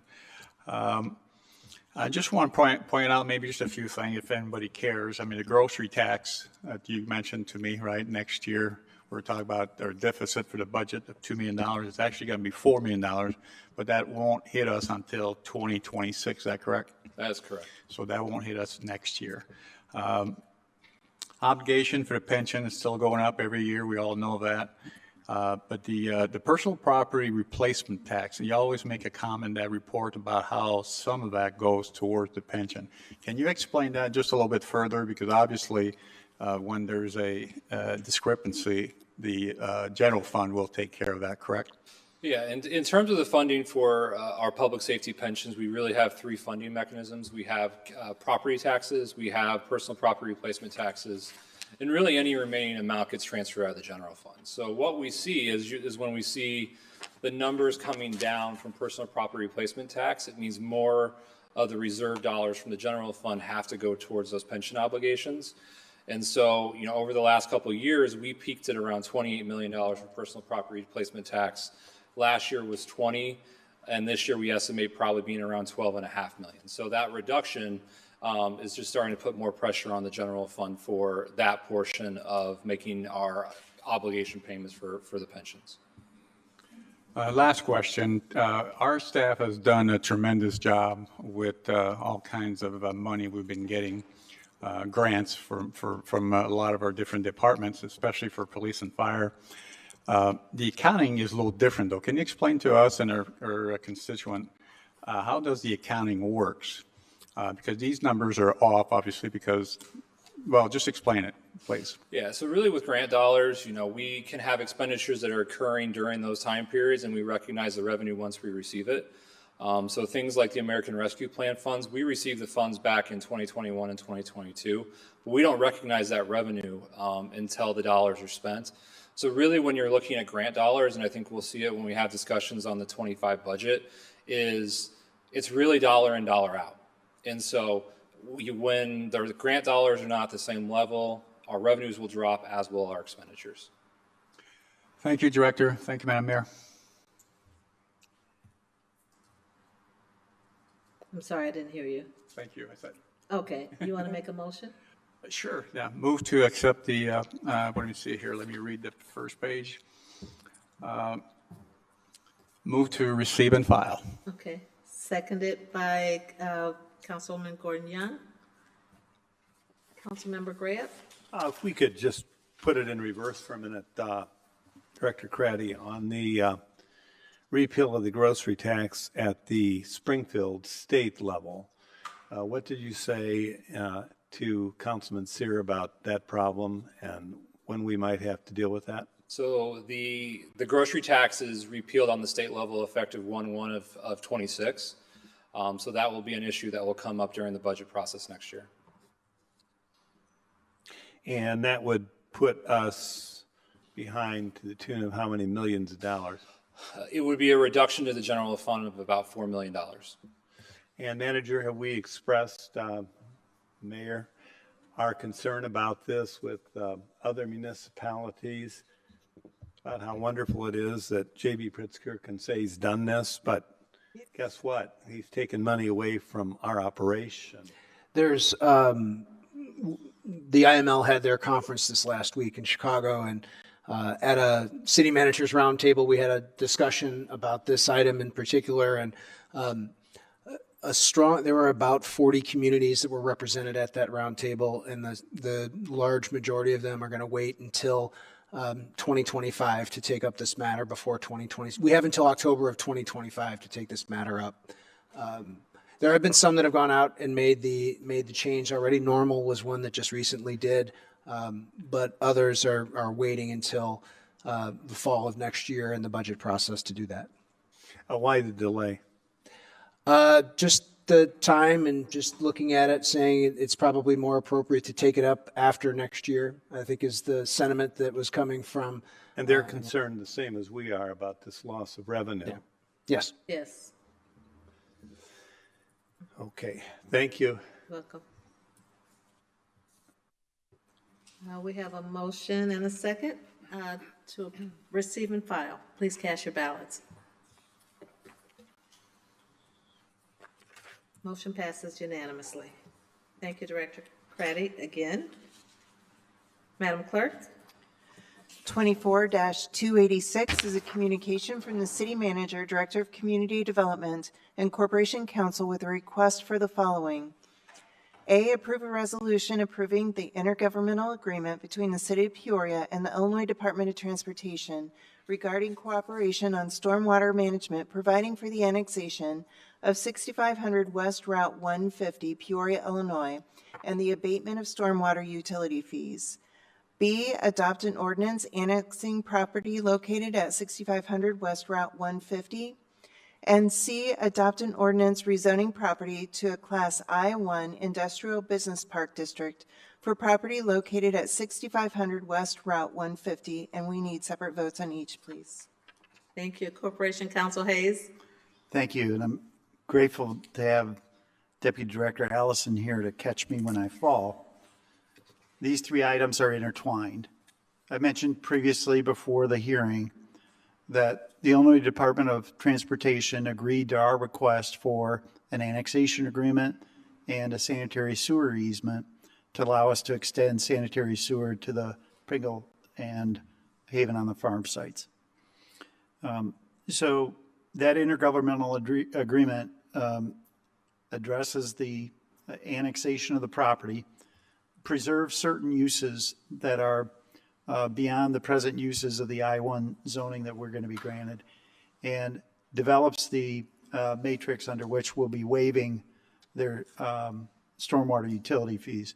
Rather than ask for compensation for the sanitary easement and the continuing maintenance easement, the IDOT preferred to have a waiver of the sanitary or the stormwater utility fees going forward. All those three items work together to achieve those purposes. The additional items in the annexation agreement having to do with IDOT's operations describe their present operations, so we're not granting any new authority, but that authority is a bit beyond what normally would be allowed in an I-1 area. So while we're granting it to IDOT, by doing it this way in the annexation agreement, when IDOT goes away, a new user won't be able to implement those more intense uses. And so there is residential growing into and around this area. We think the natural path of development that will continue. So IDOT wanted to make certain that they can preserve their present operations, not have more intense operations, And we wanted to make sure that we wouldn't have to do I-3 zoning out there to accommodate those. And that's why those mechanisms, excuse me, that's why those mechanisms are present in the annexation agreement. I'd be happy to take any questions you may have, but again, there's a couple different things going on, but that's how we were able to achieve the sanitary sewer easement. Thank you. Sure. Is Director Allison, are you providing additional insight? I'm just here to answer questions. That was a great summary, Corporation Counsel. Okay. Councilmember Allen? Thank you, Madam Mayor. Thank you to Assistant Director Allison for the work and keeping me abreast on these updates. This is exciting for these three entities. So without further ado, I'd like to make a motion to approve item A. Okay, is there a second? Seconded by Councilmember Seer. Questions, comments? Councilmember Kelly? Thank you, Madam Mayor. I'd just like to compliment the staff. This is really a good project and a nice trade-off on the fees, et cetera. This is going to encourage growth out on the north side, I guess, of War Memorial beyond Trigger Road, and things are already happening there, and a lot more looks like it's going to be happening. So well done. Thank you. Thank you, Madam Mayor. You're welcome. We have a motion to approve item A. Please cast your ballots.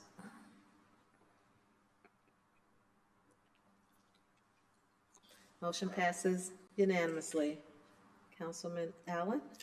I'd like to make a motion to approve item B, please. Seconded by Councilmember Seer. Please cast your ballots. Motion passes unanimously. Councilman Allen? And I'd like to make a motion to approve item C, please. Seconded by Councilmember Seer. Please cast your ballots. Motion passes unanimously. Thank you. Madam Clerk? We are at unfinished business. 24-235 is a communication from the City Manager and Corporation Council with a request to deny the addition of a subclass 1A 2 a.m. closing hours Thursday, Friday, Saturday to an existing site approved for a Class B restaurant 50% food liquor license with on-site consumption and retail sale of alcohol for Hacienda El Mirador, LLC, doing business as Hacienda El Mirador at 5805 North Humboldt Avenue, Suite 1, with a recommendation from the Liquor Commission to deny. And the petitioner did submit to my office a request to withdraw the item, and because of that, this item was withdrawn and no action is needed by the council. Thank you. 24-264 is a communication from the City Manager and Assistant City Manager with a request to adopt an ordinance approving the amendment to the redevelopment agreement with Wagner Properties, Inc. to develop a commercial and residential mixed-use development at 1001 Southwest Adams Street in the Warehouse District. Mr. Manager. Thank you. I'm going to actually turn it over to our Corporation Counsel to explain the legal reasons why we're doing this. Okay. Thank you. Council may or may not recall, but we adopted a redevelopment agreement in January of this year. Our redevelopment agreements generally restrict developers from transferring the property until the project's completed. That's to make certain that we're dealing with the entity that's going to be responsible for the build-out. Because of the tax credit issues related to the rehabilitation project and some of the lending issues related to the new construction part of the project, the lenders have asked that the fee simple ownership be shifted now. And that calls on the city to acknowledge that. The purpose of it is consistent with our thought of how this project would go forward. It's just a corporate entity, Wagner Inc., that owned the whole enterprise to start with, has divided those properties. We're recognizing that, making certain that the lenders are comfortable with the status of the redevelopment agreement and the property ownership. And so this is consistent with the original concept of development, just a detail of taking care of our restrictions.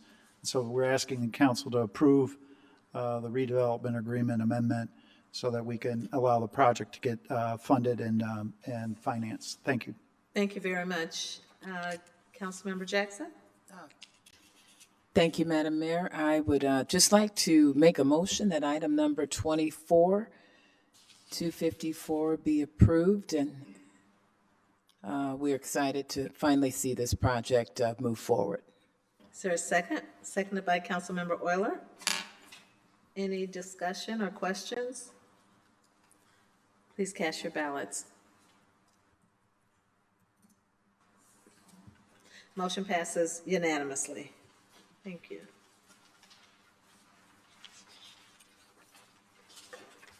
Madam Clerk?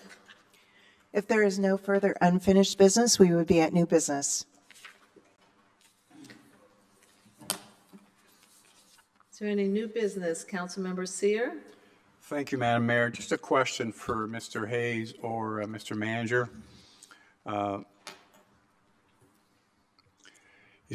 Do we have any laws or ordinances for, I'm asking a question regarding the liquor license now and the time of closing. For a specific area, example tonight, like Junction City, can we issue liquor license that would have all the same closing time for all bar business in a special or specific area? Is there a law against that? Or I know we don't have an ordinance on the book right now, but is that a possibility so that we don't have all kinds of different closing times for the same area? Would that be a possibility or discussion in the future? We have liberty to regulate as long as it's not arbitrary and capricious. And I think that we would be able to define an area and have a standard bar closing time. We couldn't prohibit a retail entity from closing early, but we could grant a consistent privilege, either by way of ordinance or adopting a policy to that effect and sticking to it as we approved license by license. Most of these additional closing times are subclass licenses, and there's a significant process involved in getting a subclass license, going through the Liquor Commission and then before the council for approval. And so that's one mechanism to do it, or we could establish a zone and define it that way as you choose. Thank you. Thank you, Mr. Hayes. Mr. Manager and or Madam Mayor, can we possibly put that item on the agenda in the near future so maybe we can have a discussion how we can be more consistent for specific areas? Certainly. I think we can, let us do some research and come up with some suggested language and get that scheduled and put on the agenda. Thank you very much, sir. Thank you, Madam Mayor. You're welcome. Councilmember Regenbach? Thank you, Madam Mayor. Just a couple quick things here. First of all, thank you to my colleagues for their support on the item earlier on the Glen Oak Avenue Mill and Overlay project. As you recall, that's the front door of OSF and runs to the new proton beam therapy section at the Cancer Center. And with the investment that OSF continues to make and the cutting edge that our medical community makes in Peoria, this is a much appreciated project, and we'll let those coming in from out of town, which are many, see our best foot being put forward. Yes. I also hope many of my colleagues were able to get to the Civic Center last week for their open house. The money from the grant that the state gave them a number of years ago and the bonding that we provided last year has just reworked that place into a masterpiece, and that's really no exaggeration. And if you're excited about the concession stands, your choices go way beyond the traditional popcorn and peanuts, and they've actually branded a couple of the stands. So we have the Slippery Pig, which will offer brisket and barbecue and that type of fare. There's Cantina Rio with tacos and walking tacos, as my kids would love. And also, we have some local brands that are going to be on display there too. Avanti's has a booth set up. CXT has coffee there as well. And then a new concept they're working on called the Grab and Go. Popcorn Heaven and Sweet Addiction will have some of their candies and whatnot there as well. So the Civic Center has never looked better, and I'm really excited and hope everybody can get out there and get your Bradley and Riverman tickets now. And Finally, I would just say the manager referenced IML, the Illinois Municipal League Conference that took place last week, and I was able to attend, and there were some very powerful sessions there. And Mr. Urick provided some input on one on TIFs, which included our commercial TIFs. Mm-hmm. And there was also a section on residential TIFs and how those play. So some things that I'll be taking back to the East Village Grow-Sell TIF Committee, which meets next week. But one thing that spoke to me, and I think I'll bring forward as asking for more information down the road, is the connection between domestic violence and criminal violence in our communities.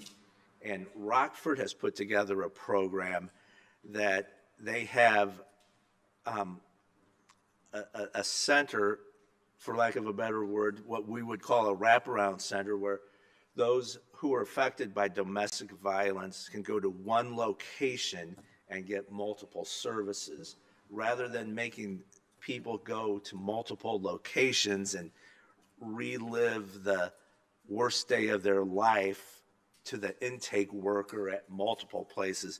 They provide and have representatives in one location. And it's just really intriguing to me. And the numbers of criminal violence that takes place, how many of those people were either victims or witnessed domestic violence, I think is something that is an area that I would like to dig deeper in at least. So I would just encourage my colleagues, again, IML really provides a lot of great resources for us, and those are just a couple of the highlights for me personally. Thank you. Thank you, Councilman Regenbach, and for your liaison representation on the Civic Center Authority Board. I'm going to follow good news with good news. I received a communication from Steve Zicka, who is the president of NFW, Natural Fiber Welding, and he indicated that he wanted to share some exciting news that NFW has been named a finalist for the 2024 Earthshot Prize. Let me say a little bit more about the prize. It was started by Prince William, inspired by President John F. Kennedy's Moonshot Challenge. The goal is to identify and scale the most innovative solutions to the world's greatest environmental challenges over the next decade. NFW was selected from a pool of nearly 2,500 nominees across 139 countries in the Build a Waste-Free World category. So we're talking about our own Peoria NFW company getting global recognition, and they're going to keep us tuned, with the updates on this recognition, and hopefully win the final prize. So we're excited about this recognition for our own NFW company. Any other new business? Okay, Madam Clerk. We are at citizens' opportunity to address the City Council. Okay. We have Sohail El-Houar.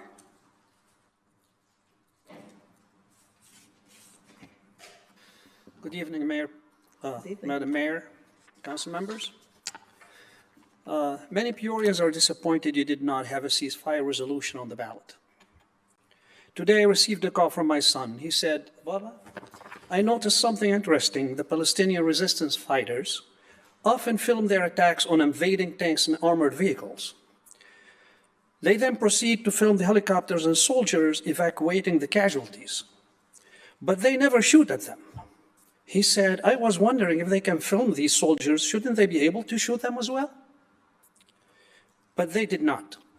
And I came to find out that they were just following the Islamic rules of war.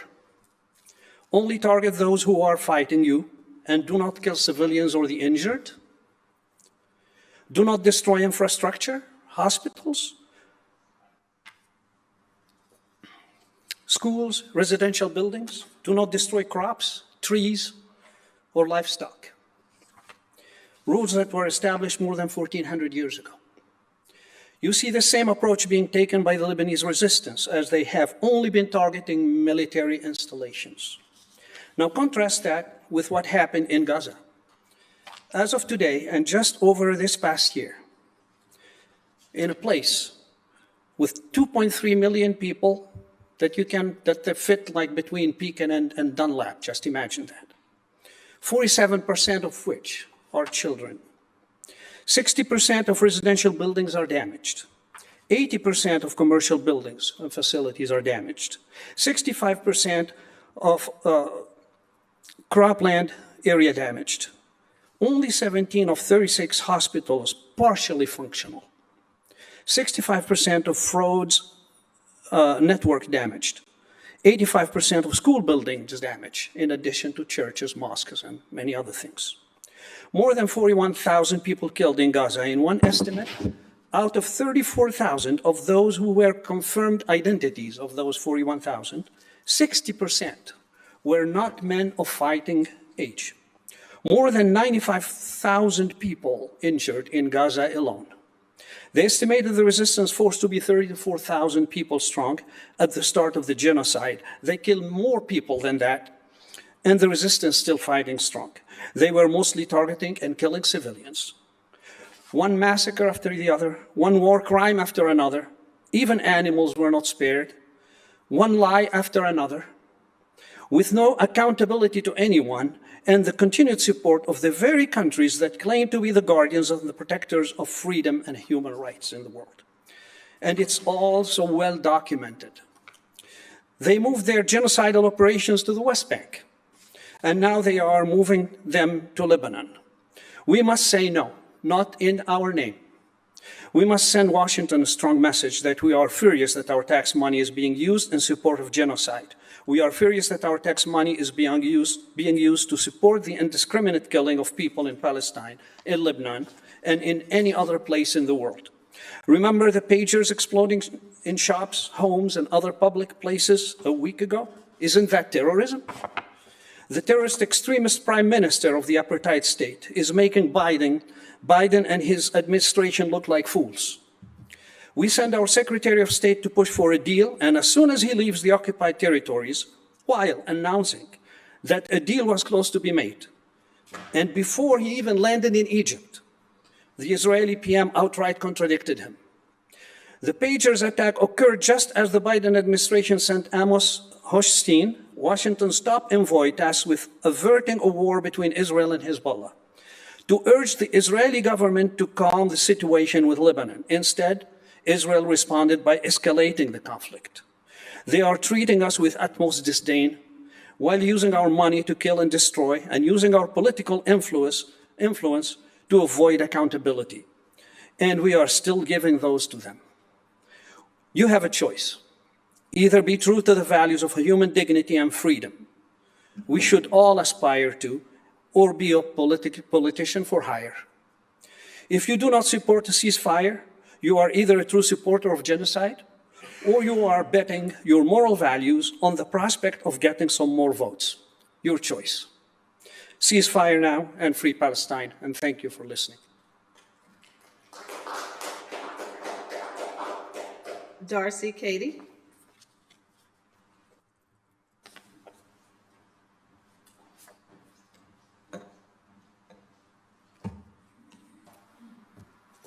Good evening, City Council, Madam Mayor, Dr. Ali.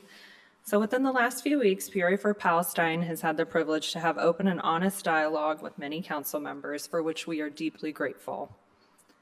The most common theme within these conversations has been that council members are very hesitant to publicly support a ceasefire resolution at this time because they are afraid doing so could potentially jeopardize their campaigns for re-election.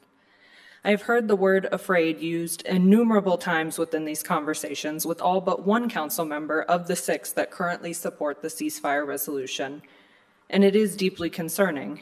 So I wanted to make a personal plea tonight and ask that each of you see beyond your fear, and rather than being afraid of taking an agenda item to a vote, which is quite commonplace here at City Council, please ask yourself, what is it that you are truly afraid of in this circumstance? I think exploring what your why is beyond this idea is critical, because for those of you that have expressed this feeling, I think it's vital for you to understand what it is you're ultimately giving your power to. The fear of jeopardizing your reelection campaigns can only stem from what you must perceive as a lack of votes by publicly supporting a ceasefire resolution. But on the contrary, I truly believe you will gain far more votes than you could lose in this circumstance. And I am certain of this as we watch yet another state fall to the terror led by Prime Minister Netanyahu.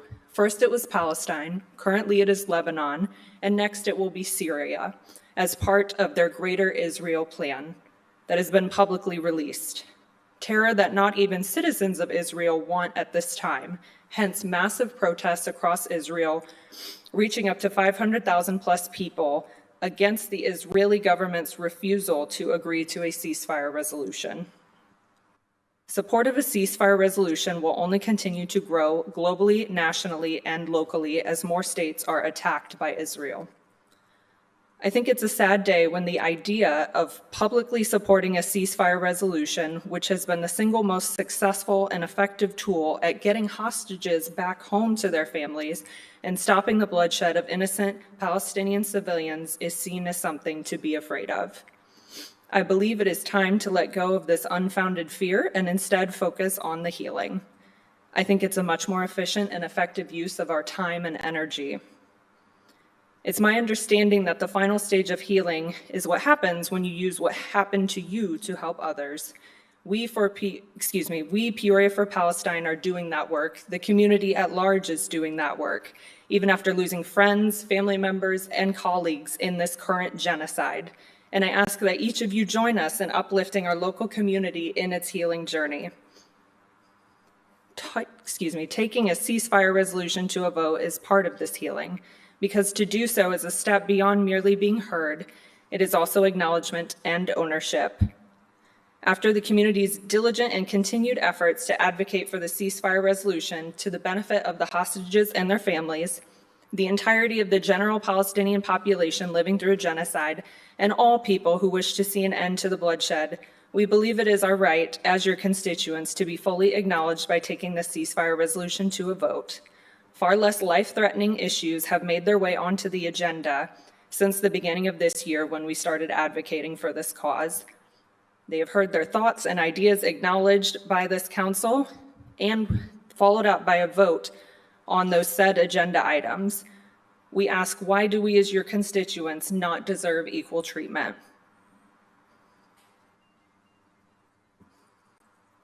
I'm sure this goes without saying, but no one can force any of you to vote against or in support of a ceasefire resolution. The choice is ultimately yours. However, we as a local community will continue to hold each of you to your greatness as members of this council, the standard of which is to uphold equal values of fairness and just treatment for all citizens of Peoria.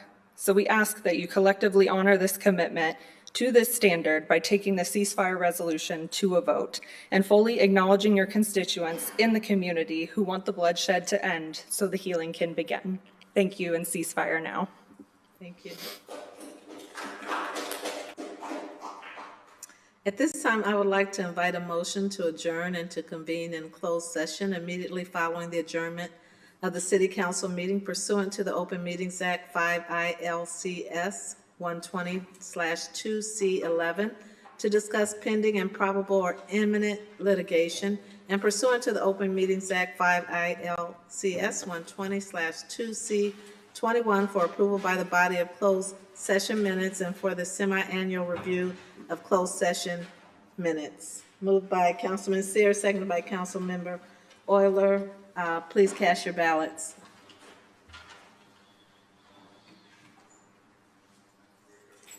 Councilmember Velpula? Oh, there we go. Thank you for your service. We're adjourned.